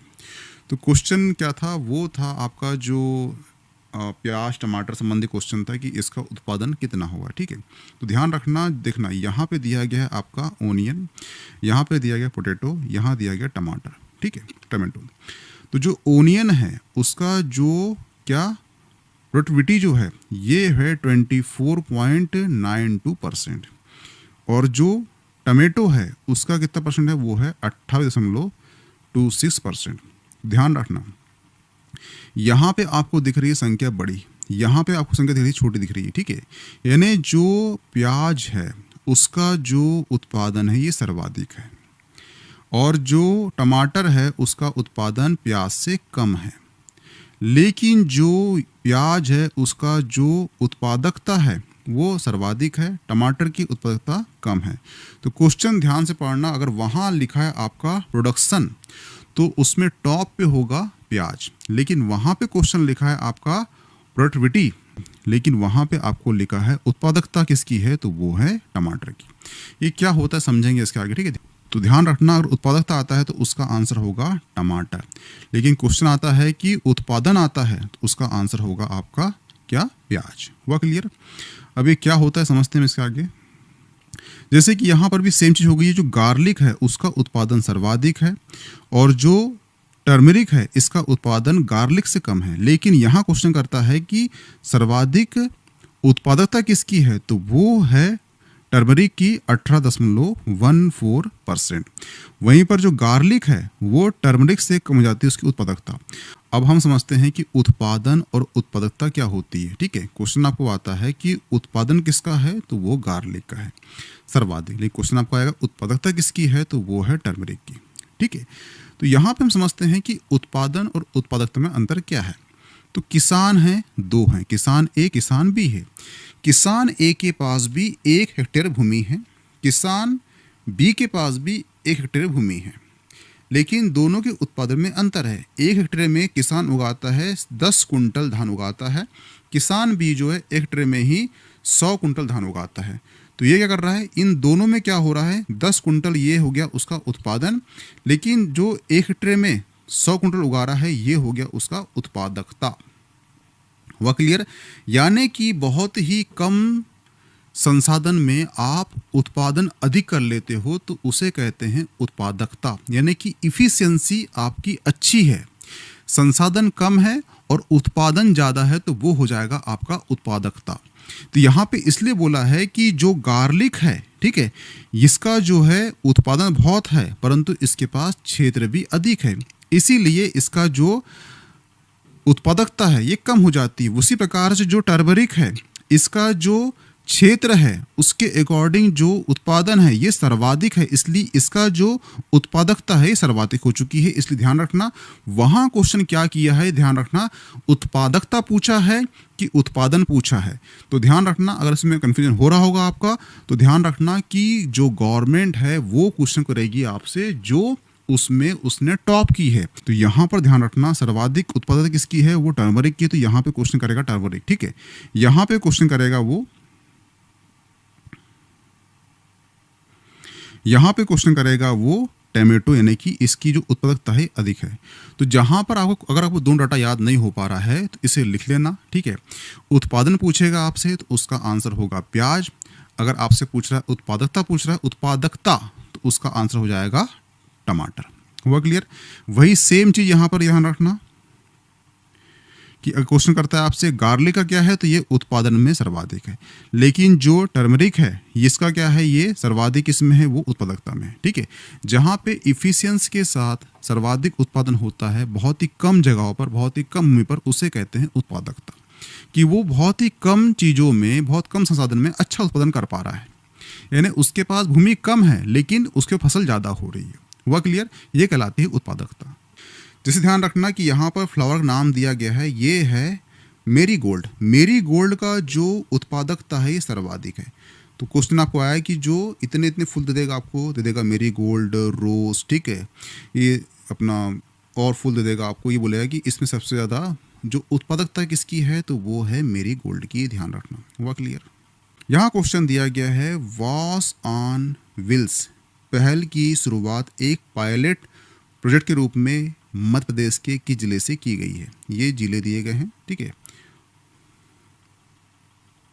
और ये जो इमेज दी गई है ये इमेज दी गई है आपका क्या, मध्य प्रदेश आर्थिक सर्वेक्षण 2025-26। यहाँ दिखा गया है स्वच्छता साथी वॉश एंड व्हील्स, ठीक है, माध्यम से ग्रामीण स्वच्छता का कायाकल्प करना है। तो यहाँ दिखा गया है मध्य प्रदेश के हृदय स्थल एक मौन क्रांति ग्रामीण स्वास्थ्य का चेहरा बदल रही है। छिंदवाड़ा जिले में एक स्थानीय पायलट प्रोजेक्ट के रूप में शुरू किया गया यह पहल अब राज्यव्यापी आंदोलन बन चुका है, जिसे स्वास्थ्यता साथी यानी कि वॉश एंड व्हील्स WOW के नाम से जाना जाता है। मुख्यमंत्री मोहन यादव द्वारा 1 नवंबर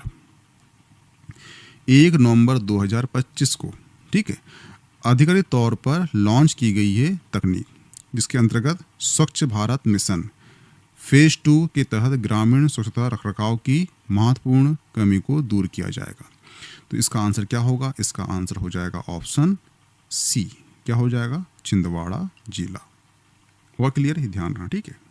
तो यहाँ पे जो है आपका जो पार्ट 4 है किसका, आर्थिक सर्वेक्षण 2025-26 का समाप्त होता है। इसके जो अकॉर्डिंग जो क्वेश्चन आ चुके हैं हमने हल कर चुके हैं, ठीक है। इसमें और क्वेश्चन निकाले जाएंगे जिसमें कि आपका जो पार्ट 5 आएगा, और पार्ट 5 के बाद में जो है आपका संपूर्ण मध्य प्रदेश आर्थिक सर्वेक्षण समाप्त हो जाएगा और इससे क्वेश्चन बाहर नहीं जाएंगे।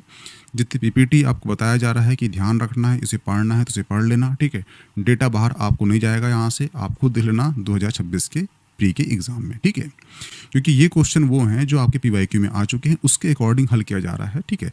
तो क्वेश्चन बाहर होने के चांस बिल्कुल नहीं है, अगर हो जाता है बाहर तो किसी से बन नहीं पाएगा वो, ठीक है। मिलते हैं नेक्स्ट लेक्चर में। इसकी PDF मिल जाएगी आपको मीमांसा एकेडमी के टेलीग्राम ग्रुप में, प्लीज ज्वाइन कर लीजिए। Okay, thanks.